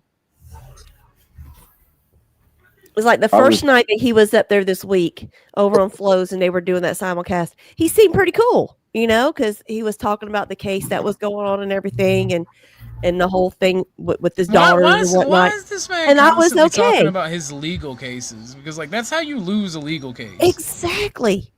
And everybody was telling him to stop. And he was like, he knew best. Whatever. Braggadocious content. And then whenever I found out that he's actually liberal, and I watched a couple of his things about how hard he goes in on the shit, I was like, oh no, fuck him. Not my cup of tea. No. Yeah, I didn't know he was liberal until after our falling out, and it didn't do anything to help it. Classic. I'm like, yeah, nah, you can go fuck yourself. No wonder you want to use violence for words, you pussy. So this is my question for those auditor type people. What do they really think they're auditing? Like, honest to God, because like I've watched a lot of those. Hold on 1 second. Dub, you said I made OTW cry today. What did you mean? Because I see his American versus U.S. citizenship. Like, are Canadians ass mad about me saying we in America don't care about their opinions, and then they try to say, well, we're all technically American citizens because it's the continent of North America. And I'm like, yeah, but when you say America, you don't think North or South America. You think USA. So I know one thing which he might mean, which is that one comedian, like that one comedic skit by the Italian guy where he's doing crowd work, and this one guy's like, "Oh, if you're not an American citizen, you should leave." And then he does like basic questions on the American citizenship, and the guy who was saying it just fucking flops every single one of them. I doubt that's what he means, though. I imagine. Yeah, but at the end of the day, that doesn't matter because you know just as much as I do that I don't believe in paper citizens. Oh yeah. I believe either you come here and you contribute to our society, you make it better and you assimilate, or birthright. Yeah. Like, and I mean actual birthright, not you come here, plop out a baby. I mean, So I would say that Canada, it may be attached to America, but it's not as American as people think. It can be though. It can be for certain aspects, but you know, for the longest time. No, I mean, like we can literally just annex it and be done with it. I don't know. Manifest destiny this time, the world. Yeah, keep it going. The thing is, like in Canada, Quebec has a specific clause where if Canada that was fun. ends up being like agreeing to assimilate into another state, Quebec has the full legal authority to just say no. And they will say no. They're fucking Quebec. But Quebec is also hell to fight in, and with the magic of French fucking bullshit, since France has already run off of bullshit for the past 1,200 years, I'm pretty sure some of that has trickled down to the Quebecois. I think that's what they're called. You know? I don't know. I think assimilation into Canada is a bad idea, or getting Canada is a bad idea, because what will we get from them, and how many problems would we take with them? You know? Not to mention, you said this yourself in the far past, Orthodox. What conceivable benefit would the Canadian citizen actually get from being American? It ain't about the citizens. It's about the Earl and the uranium and the living space. Earl. So true. It is about them going somewhere else. Alberta's fucking magical because, like, they do a few really good things there. Like, they've eradicated rats. They literally have a hotline where if you see a rat in the wild, you call them up and they exterminate it immediately. They have eradicated the continental wild rat and mice because those spread disease and they're pests for crops. I met a person from Alberta who thought that rats were... Okay, I'm gonna stop going off about that. He's talking about when I made OTW rage quit off Kev's. Oh, that's what did y'all see? Like, has anybody seen that? Because if y'all aren't subscribed to Kev, you really should. I don't even made know that who he man is. so I haven't seen it. I missed it. I made OTW like rage and leave because I was trolling him so hard because he was just come in being a fucking tard. Yep. Well, I want to see this. I don't even know who he is, but it's gonna be funny to watch. Let me see if Kev still got it up, and then after this we'll get off the drama. That American whatever title you told a while ago this morning is about some guy that's in prison for being a professional scammer or something. But he was playing it like it was the gospel of understanding how your birth certificate doesn't belong to you. Some shit like that. that solid stick crap. Can you drop Kev's channel in the chat or in the back chat? Because absolutely. I've been trying to find his channel, but I cannot for the fucking life of me. We can drop you too, not a problem. You can drop me if you want. I'm being facetious. Feeling feisty. And this is why I like you, Chuck. You tell it how it is. I dropped it in the main chat, and I'm dropping it in the back chat now. Marathon Kev TMC. That sounds like a fucking. I want to appeal to the algorithm name. It's all members only videos. What the hell, bro? I'm not paying. Oh, you gotta catch Kev live. Kev's lives are not members, but he puts them on members only because it is a free for all. I have never met any kind of but I have never seen any YouTuber that puts all of their fucking streams on members only, especially a guy this small. What the fucking hell, bro? It's worth it. It's worth it, bro. Kev is sometimes you got to. Yeah, Kev will get demonetized if he don't. I see. You gotta police that. I see. So just subscribe and wait for him to go live, and I'll send you one when he's actually live. Gotcha. You might rethink the membership later, but then we're moving on from the gossip. I'll say this, and then we'll move on completely. Fuck GS. Fuck public safety. You're both just awful people. I don't like either of you. I like GS slightly more than for public safety, and that's just because he does the whole homestead stuff, and he has bees and chickens, and like that type of content makes you okay in my book. But then he's just such an asshole. Do you call a 0.3 acres a homestead? I said homesteading content, and it can't. Oh, be okay. Okay, I was just checking. I'd like to say as well to public safety, you're not an anarchist, you're a authoritarian. Based. Okay, that is an improvement for me as far as I'm concerned, but I also don't know enough about him. Actually, Kat, by the way, I'm about to the next donations I get, once I get the car going, I'm going to get Repo and Phasmophobia so that we can play and we can start making gaming content. Okay.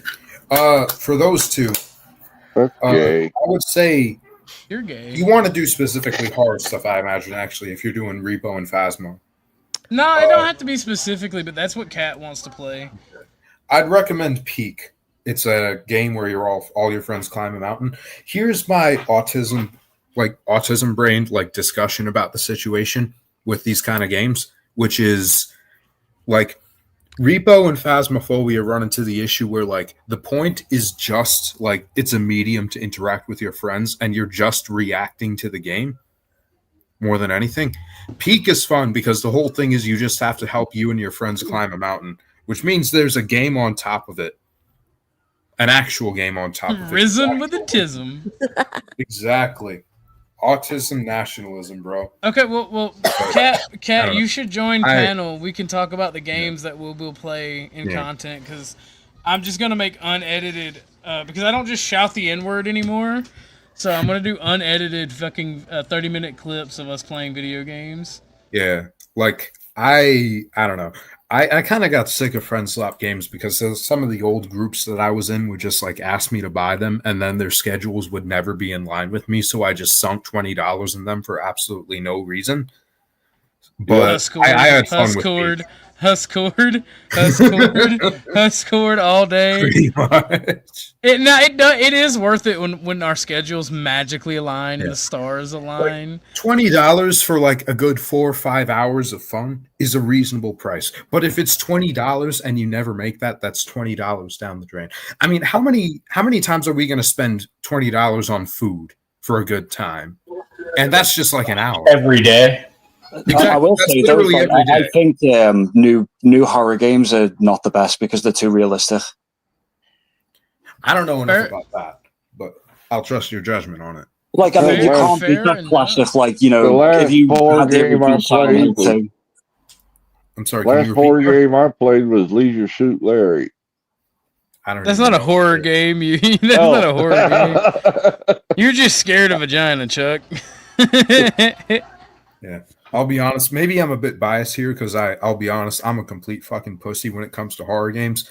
Like, I'm still the kind of guy who will like look up jump scare timers in the comments section if I go back and watch my favorite Markiplier video. That shit will always fucking get me, bro. I'm but see, ready. I hate jump scares. Right? I will beat the fuck out of anything or die trying, or I'll shoot it. Right? I'm not a very soft person. Yeah. But I still squeal like a bitch at jump scares, and they make me jump. They activate my fight or flight, and I don't like that. Yeah. And it makes me want to break my screen when I get jump scared because like I'm the same way. my homie, like one of my best friends growing up was a 6'3", big as fuck cornbread fed country boy, mixed dude, built like a brick shit house and a tank combined, right? And his favorite thing to do would be like hide behind a corner and go brah at you, and like I fucking gut punched him and like got him in a headlock, and like he fucking lifted me up and slammed me. He's like, you okay, bro? I'm like, are you okay? He's like, I'm fine. It didn't hurt. He's like, I forgot that you don't take kindly to being scared. I'm like, I wasn't scared. Yeah. He's like, yeah, you was. You screamed like a bitch. I was like, hey, fuck you. Yeah. Last time, one day, I'm just gonna break my monitor if I get jump scared a bit too hard. And not to mention, I just don't find being afraid in that way a pleasant experience. I get why it'd be addicting to others because it's still a thrill at the end of the day, but I just don't like it. So last time somebody like scared the shit out of me, fucking, I literally kicked them in the nuts on accident because they jumped out from behind a fucking corner, and it was bad. Oh no. Oh damn! Oh, he's. Oh my lord! Why do pits always do that? Because like that's how Tucker always walks up, where they walk up to you with their head down. It's like they just want more and more attention. You can never give them enough. But I love my buddy. Weird. They got like a bad reputation in like 2021 to 2024, where it was like, you know, they're all violent. The reality I found is like the pitbull names like Galaxy Destroyer 9000 is going to be the kindest motherfucker. But if you find like the pitbull named Princess, they're the one that'll bite your head off. You know? I had two beautiful pits from the same litter, and when they were puppies, I played really rough with them, and they were still puppies. And they would do this thing where when they wanted to play, they would eventually target my testicles, and it was not a fun experience. Yeah, and like I remember when I said that on to you, Shro, when we were talking about pits and Huss scored. And man, everybody's like, they're just practicing. they're trying to pre-order mauling their kids. I'm like, that's fucked up. That's fucked up. God damn. Yeah. When you get the news, let me know. Pits are like you need to have enough time to devote to them. Otherwise, like if you neglect them, they'll become the worst of that neglect. But if you treat them right, they'll become the best of that treating them right. Yeah. And if you can't devote enough time to a pet, then a pit bull's not for you. Oh Cat, no, they're nothing but big babies.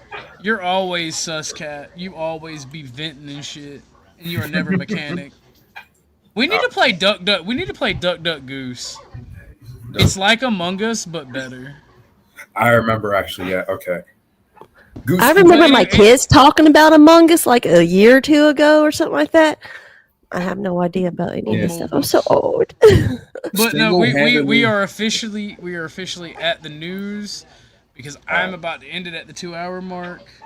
Gotcha. Because I am tired as hell. Didn't make no money, and I can't be up here for free after the 2-hour mark. I got two alerts on my phone today. Ladies and gentlemen.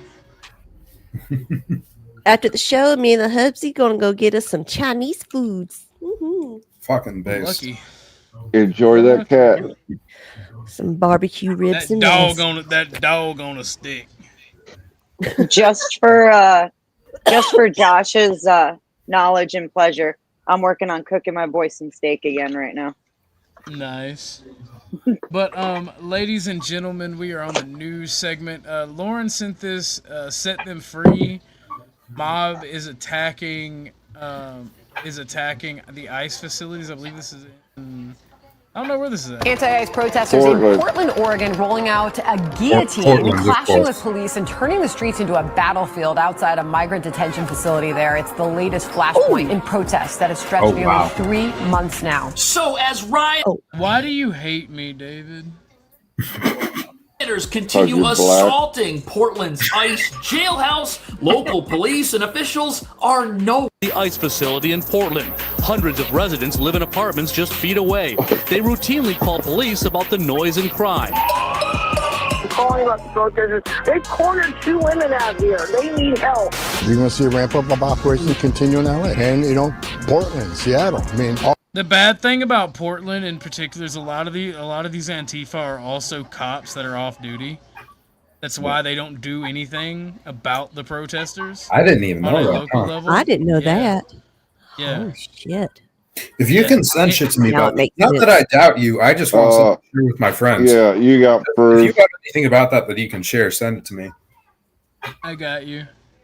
I mean, Chuck, let me ask you, though. Anybody who goes, you got any proof immediately when I say that, why else would they not do anything about Antifa?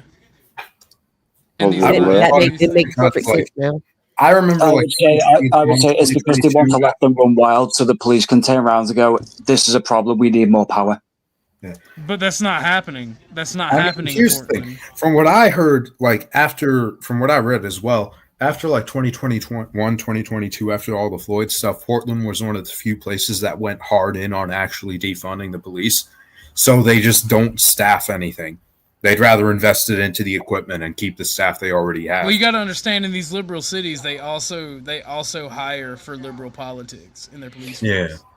Portland is like liberal-topia, I'll be fully honest. all these sanctuary cities that refuse to work with ICE, where we know public safety threats are being released every day into this country.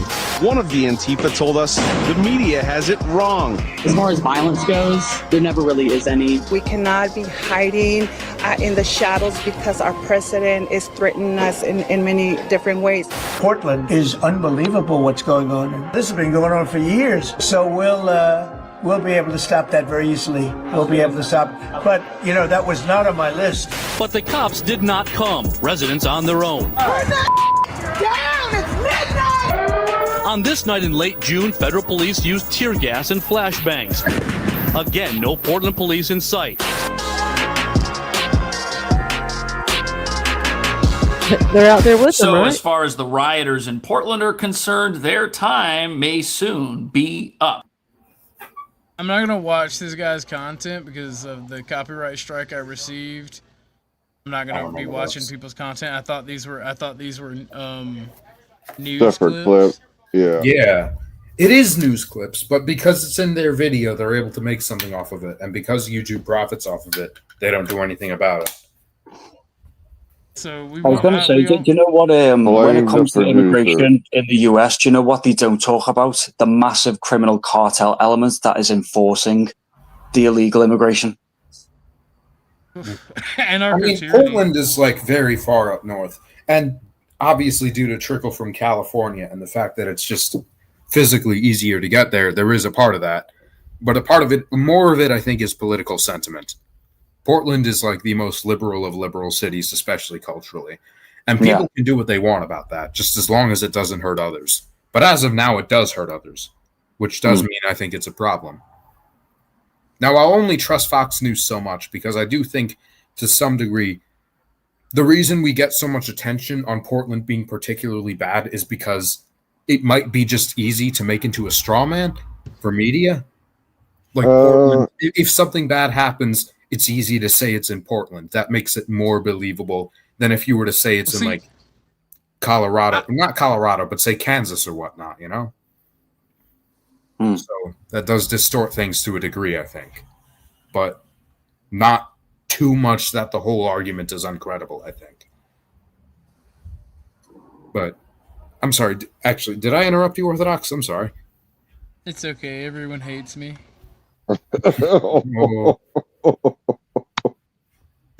Poor baby.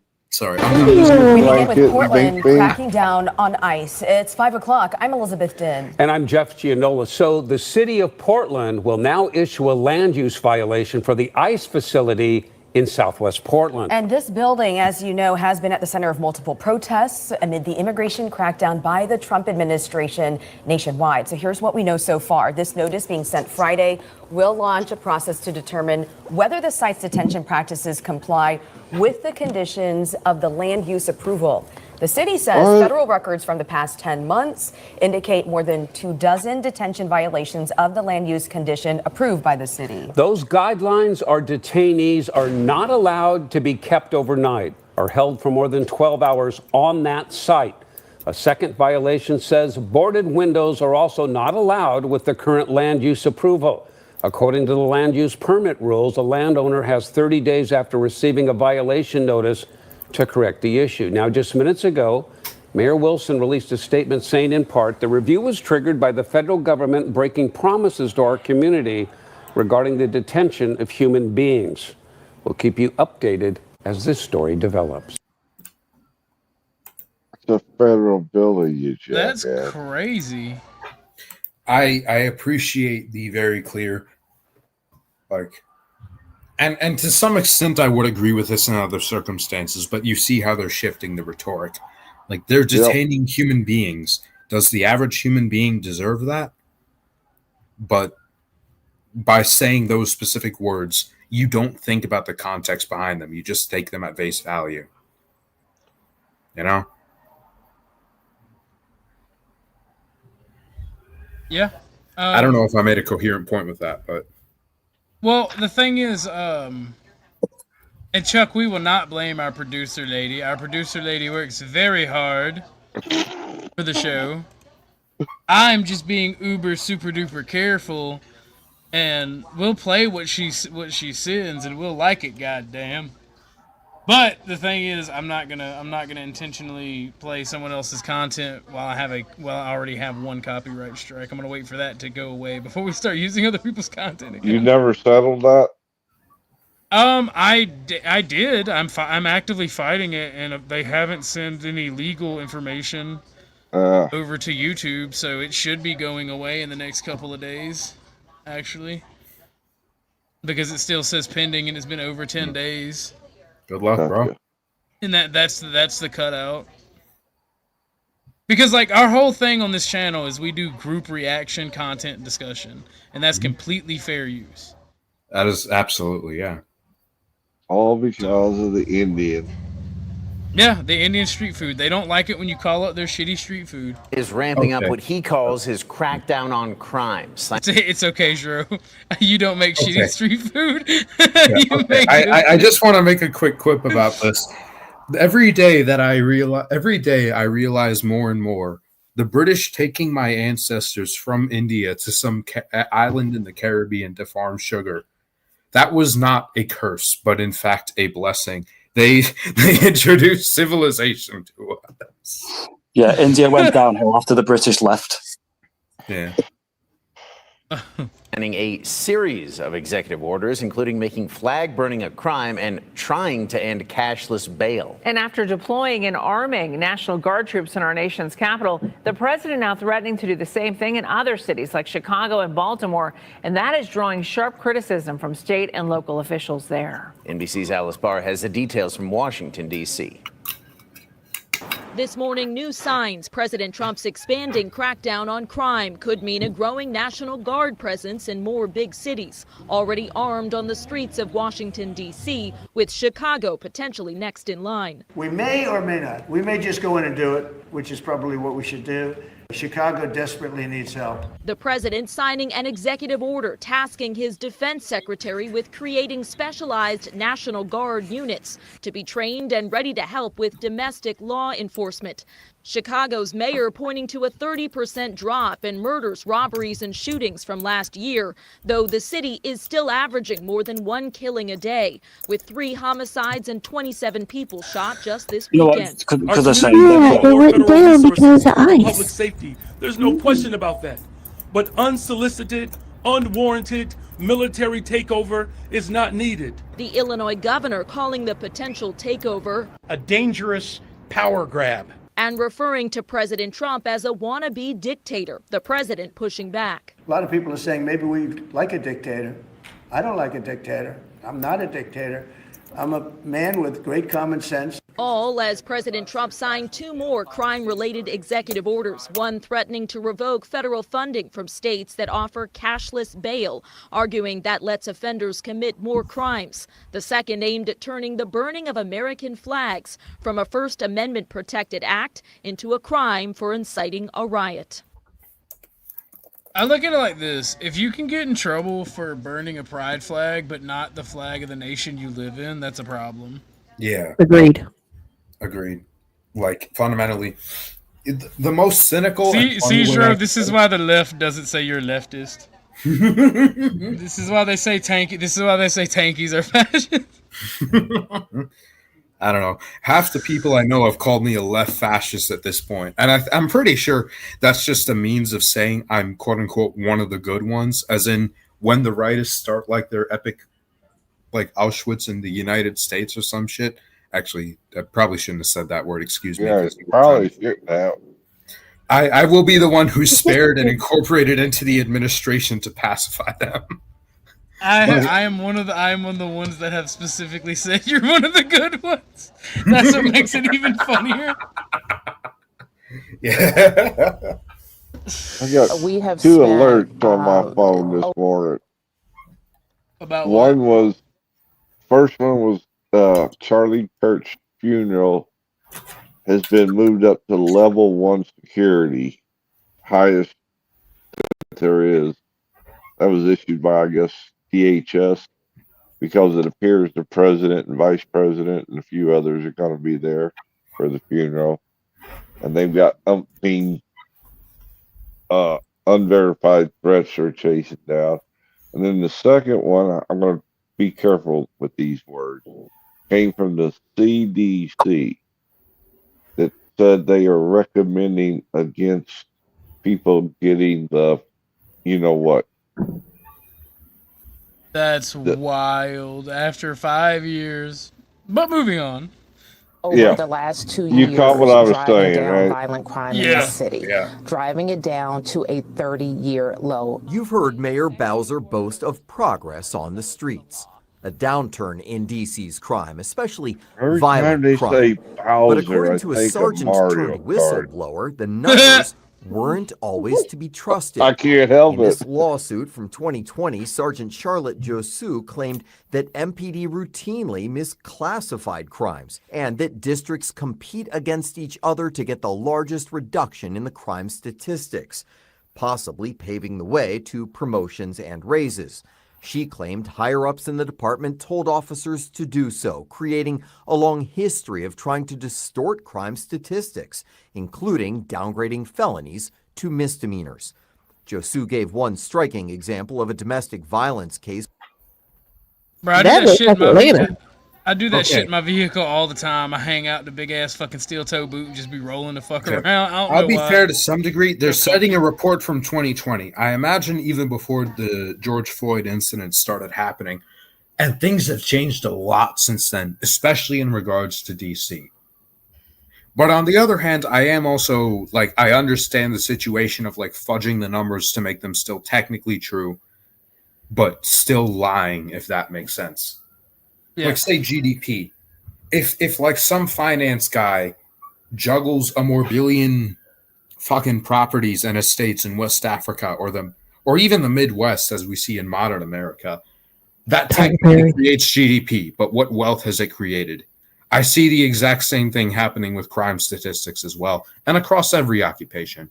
You run into the universal issue of the moment you create a statistic, a numerical statistic, to define the effectiveness of something, people will instead search for ways to fudge that statistic to make them seem more effective than actually be more effective. You know?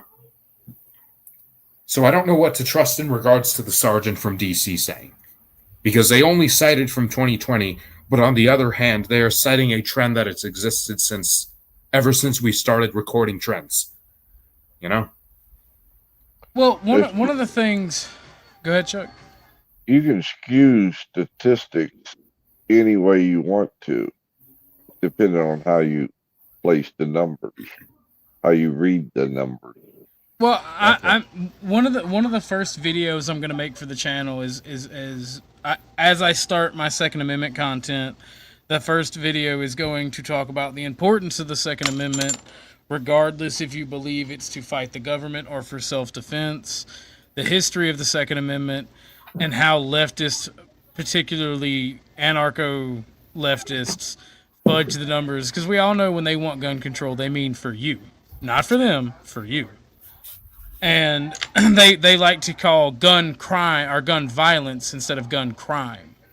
Mm-hmm. They like to play the word game by specifically calling it gun violence, because gun violence includes self-deletion and defending yourself with a firearm. Yeah. Yep. And they get to violence fudge the numbers. Yeah. And violence inherently has a more negative connotation than crime. Because people think of crime, and especially if you're poor, you think of crime as being, there's a situation where that's reasonable. Like a husband catches, this is the most extreme example, but a father catches his daughter being raped and he shoots the criminal. That's gun crime in the most technical form of the law, even if he gets pardoned from court. Because who wouldn't? But violence is seen as inherently unsavory. And I think that's still understandable, but it's still seen as unsavory, and that is manipulated. You know? Yeah.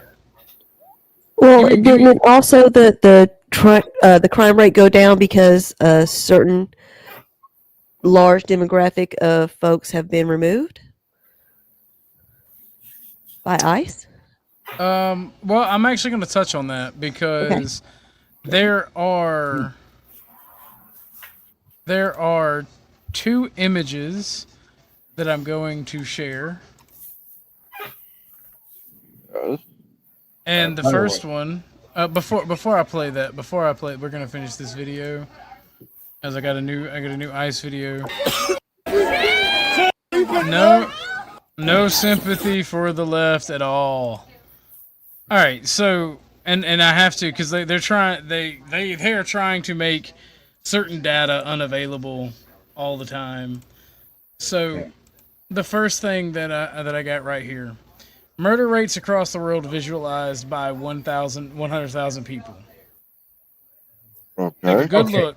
How the fuck did Brazil get lower than Venezuela and Colombia? Well, Brazil was like larger than the top 7 nations combined just like 7 years ago. Well, hold on, because let's focus on the actual thing. My bad. Let's focus on that, right? Because you see, South America, like Latin America and Africa, are the highest for murder rates per 100,000 people. And then you have the U.S., right? Pay attention to the U.S. Pay attention to Europe, China, and Japan, and Russia. There's an active war happening in this part of the world. All right, so you'd expect that to be higher, right? Yeah. And then we look at the average firearms per 100,000 people, or per 100 people, right? Per 100 or 100,000? Per 100 people. Per 100 people. Right? And you see that the more you can extrapolate, the more guns that you have in a society, the less crime you have, if that government is not authoritarian in nature. That is completely true, because if you look at Finland, they've got a very high gun ownership but very low crime. But if you look at the U.S., right, you see all the guns that we have in the U.S., and then you cross-reference it purely by the intentional murder rate, which is where somebody goes out and kills people. What does the U.S. have in common with the red areas?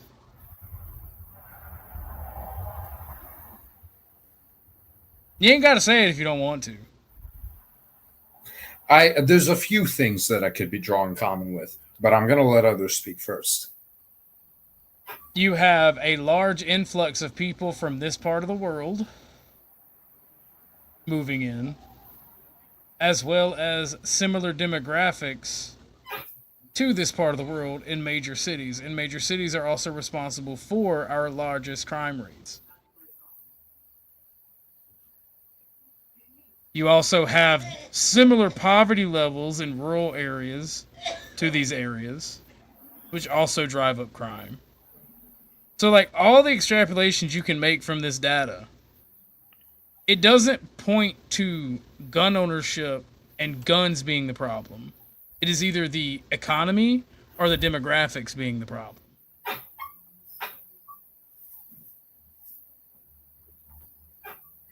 So like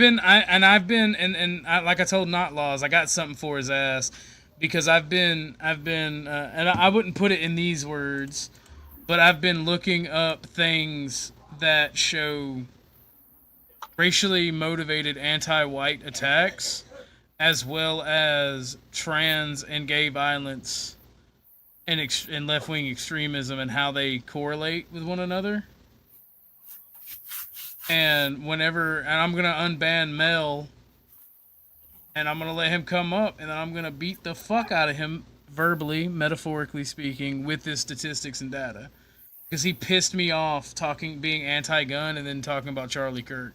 And my entire mission is to start metaphorically curve stomping leftists again. Who is Mel again? I don't recall. An irrelevant person. Only reason I bring him up is because of the bullshit he pulled. The furball. He don't know. He's not from this side of the internet, Tootie. I might have been in like 2022, but like I've more, But that will be the show for today. I'll go in and get everybody their final thoughts. Anybody has anything interesting? Because for right now, I'm keeping it for until I get the car running, and I'm not doing so much. I'm gonna keep it low. It is purely dependent on the donations for the next couple weeks. Like I said, I'll stream even without donations, because I love streaming. I love building the community, but I have way too much to do to stream for like 4 or 5 hours. Tell you what, then I'll jump off first, and the other guys can speak. But thank you for having me on stream, Chief. Oh, no problem. I enjoy, like I said, man, my main priority is building a community. I like the money that I make on YouTube, but even if I don't make it, I enjoy people from across the world of different political views, different locations, different walks of life coming and talking. I genuinely just do not have the time to do my average streaming of 4 to 6 hours without it being profitable. Yeah, I don't blame you. But yeah, I'll jump out then. But again, thanks for having me, and I hope everyone on the panel. I will do. But God bless to everyone, and take care. God bless. Thank you for coming. What you say? And I tell Bear that, but we are going to do our regularly scheduled 4 to 6 hour stream tomorrow. I was gonna take a full on break today, but I'm like, I don't need to do too many breaks. I want to build. Like I said, my main priority is building my community and having great conversations and bullshitting with people that I like on the internet. I mean, what's the 4 to 6 hours going to be tomorrow? Is it going to be gaming or just fucking around, or? Same thing, similar today, but I'm gonna try to have it even more structured and have even more stuff to share right off the rip. Because I think we did a lot of fun just talking and bullshitting today. Absolutely, I miss coming on this shit. Like I've been busy as hell, but I'll be honest, it's been on me that I've fallen through, like following up talking to you. Well, you've been hella busy too. Yes, Beth. Yes, Beth, you can. If you got a link, go ahead and post in the back chat. Yeah, it was wonderful seeing you. We don't have a link yet. See you, well, you can plug it. No, I'm gonna be. So we don't have a. Got the evening. Oh, go ahead. I'm so sorry. I didn't mean to interrupt. Before you go, Dro, after I end the stream, because I just need a break from streaming. Do you want to work on our sci-fi project? This is the person that I've been working on the sci-fi universe with, by the way, y'all. I like that. Yeah. Like that's what I wanted to follow up about, because I'm going to be free all evening. And don't worry, you weren't interrupting me, Beth. I was just saying that like I'm still going to be on. I'm still going to be awake. I'm not too tired, but you know. Okay, cool. And thank you for coming up, Ashtray. I have no apologize for it, seriously. But go I'll ahead, 2D Beth. I'll go ahead and say my bye first, and I'm gonna give the holler out so everybody knows. Tootie Bug and I have 2 new streams opening up, or channels, anyways. It'll be starting hopefully this upcoming week. Everybody's getting their wish. Kind of just chill and hang out with the 2 of us, and I want to get some debate panels going. So, Sounds and I want to do the topics that nobody else wants to seem to talk about. I'm tired of hearing the same stuff over and over again. Gotcha. Menopause. Nah. Y'all should definitely do a Rumble exclusive. Oh, Beth, you should have heard what my husband just said. He said, "What's the topic?" No, you're wrong. Yo,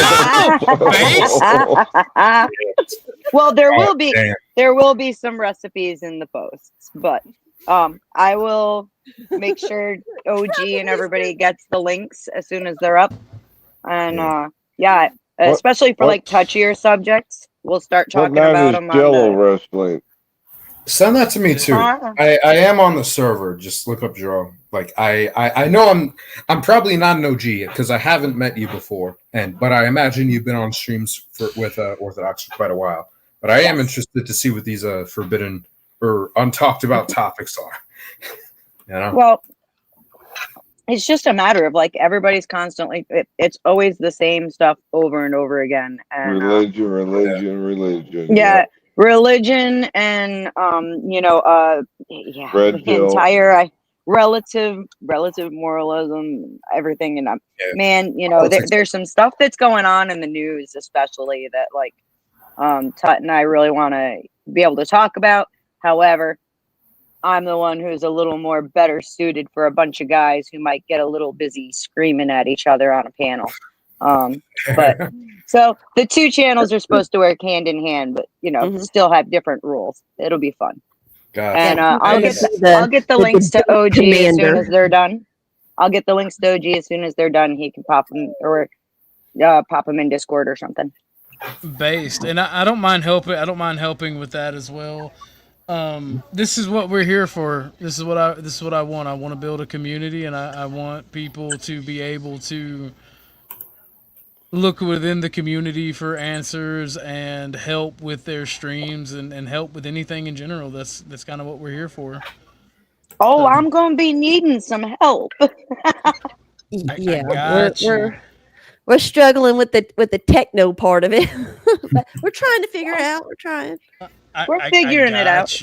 I got you. We'll talk more about it later on. Tootie, sounds good. But thank you for having me up. Much love to the chat. Beth, thank you for coming up. If y'all want to have a look-see at what we've started over on our StreamYard, y'all can. I can put the link in the back. You can just kind of have a little sneak peek if you want to. All right, y'all make sure y'all hang out after the chat for the chats that we do in the after party in the back. So I'm gonna drop down everybody if they do their final thought. Beth, was that your? Yeah, just thanks for having me. And by the way, whatever you see on the StreamYard, Tut's done most of that work. I've been a little busy. Awesome. Well, thank you for coming up, Beth. What's up, Tootie Bug? You got any final thoughts? I'm glad that you returned today. It was very nice. Tomorrow, do you watch? You don't watch any college football anymore, do you? No. Okay. I don't watch sports ball of any kind. Okay, gotcha. I should probably stop. I'm a Jets fan. It's misery. Never become a Jets fan. I like HEMA in combat sports. Who said Jets fan? Yes. combat sports are more my thing. Yeah, fucking boxing is based, even if it's falling off. I don't know so much about MMA. I want to see HEMA. I want to see a HEMA style MMA rise that would be based. Interesting.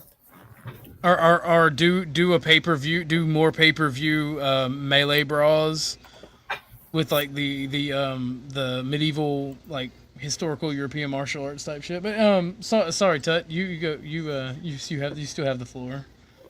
Oh no, I was just saying that that I wouldn't mind, from our side, mine and Beth, because I do like college football and I'm kind of the SEC and the shit like that. So Well, if you're asking me to host or help y'all get the stream started, I have no problem doing that. Okay, that would Yeah. be fun. I just Because think it'd I be have fun, to- kind of everybody can kind of.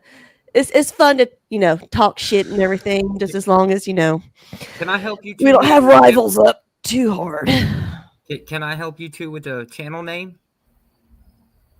2 girls, 1 pole. I mean, something like That's that. evil, bro. Oh no! That Don't be is saying nothing like that. Damn. Now, you just made my husband say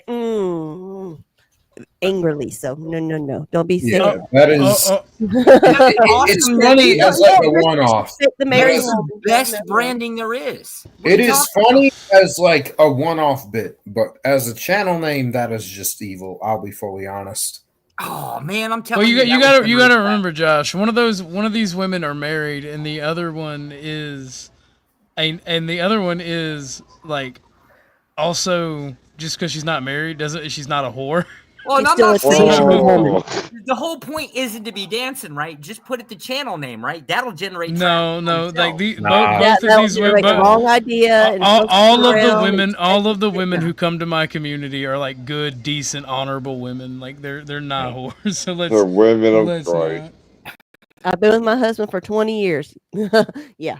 Well, he's gonna Ain't- appreciate the ain't extra no- cash for sure, right? Well, I'm trying to do final thoughts. Let's keep it for after the after Yeah. party. All right, Tootie Bug, was that it for you? Yeah. All right, Josh, final thought, good sir. Moderates are the new political cucks. That's my final thought. Fair enough. All right, hang out in the back, Josh. Bro. Yeah. Dro, you're not new to the panel. You are an old time friend of mine. You've been to the panel before, but you haven't been here in a while. You got any final thoughts, good sir? I honestly not too many because I'll be honest, I'm like 4, maybe 4.5 vodka tonics in based on how much vodka I poured. But, Based. I'm just happy to be here. I missed hanging out with you, man. I miss talking to you, and I'm glad that we can work on our sci-fi universe a little bit later. Absolutely. I I had a lot of fun today. Thanks you to the audience for attending. I hope you had a lot of fun. I certainly did. And Been a pleasure. Yeah. I do think I've met you before, Chuck. It's been great to Have see you? Yeah, y'all have talked before. Chuck. Okay. You've been coming for a while. So You gotta even remember I'm before, so old. before your father time, we get it. All right, Yeah. Drew, I'm gonna drop you in the back. Stay in the back for the after party. Gotcha. Don't mind. Chuck, my unofficial official co-host. You got any final thoughts, good sir? Yeah, I'm digging in, trying to get some backstory. About 2 or 3 weeks ago, there was an executive order signed that made the NASA a quote unquote spy agency, and I'm just trying to get some more backstory on that. I mean, it makes sense because now they've done the research for space exploration within our solar system, and now it's time to let privatization take its course, and it makes sense that would be the main. Well, yeah, I mean, the main all those objective. satellites we got up there that are ones that are known about and ones that aren't known about. They don't get up there by themselves. You know what I mean? Yeah, well, we've done the basic research for space exploration, and obviously, once the privatization takes place, NASA will probably do a 50-50 split between spying and information gathering, and then continuously doing that astronomical research for space exploration. Probably is my guess, but it is logical that would be a course for NASA to start bridging into, because it is a government organization, and you would think that the Navy or the Air Force or even the Space Force would take over astronomical research for. I would have thought it would have been government. the Space Force. Well, But, Space hey, Force is kind of a misnomer because like they're all about information gathering and logistics for cybersecurity and physical space. All right. Like outer Besides that, I'm going to peace out so that you can end the show. Y'all have a good day. All right, stay in the back, Chuck. Thank you all, audience, for coming. And again, I am sorry for referencing donos. Like I said a while ago, as life progresses, I won't be able to do the 4 to 6 hour streams unless they are profitable. But like I said, even though I say that, tomorrow we're going to be back to our regularly scheduled broadcasts. And I will continue to do those when I can and I have free time. Coming Sunday, I know that I mentioned I will be taking a break Sunday, but I will still make time for our Sunday sermon, our Sunday service. We will continue our reading and discussion on the book of Job. And we will still be here for that. I will make time for that, even though largely I'll be taking a break. It will probably only be an hour stream. Try to get through some more of the book of Job. And I just want to say I am so thankful for the growth in the community. I'm thankful for you guys making the new car happen. Well, new to me car happen.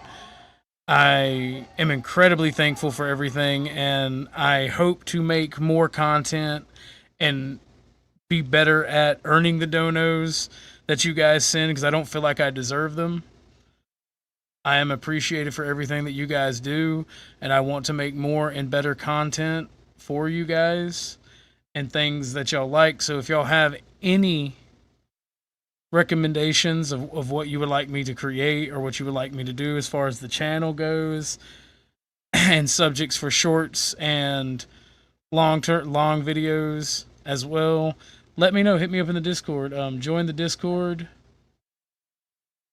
and join the community, because quality over quantity. And I'm trying to curate the community that we have, and like right now we have a lot of good people. I may not agree with them, but we have good conversations, and I like the community I have, and you guys have improved my life, and I just want to give you guys a very big thank you for that. I will try to make better and more and better content in the future. You have that as my promise to y'all, and I just want to say thank you and God bless. I love you all and I appreciate you all. Y'all have a good night. Hatred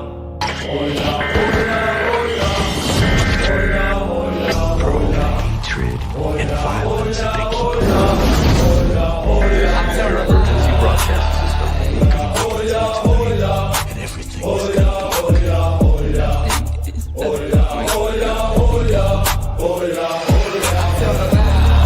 There was a that is Alex, and my 3 Jews, that is Pete, Georgie,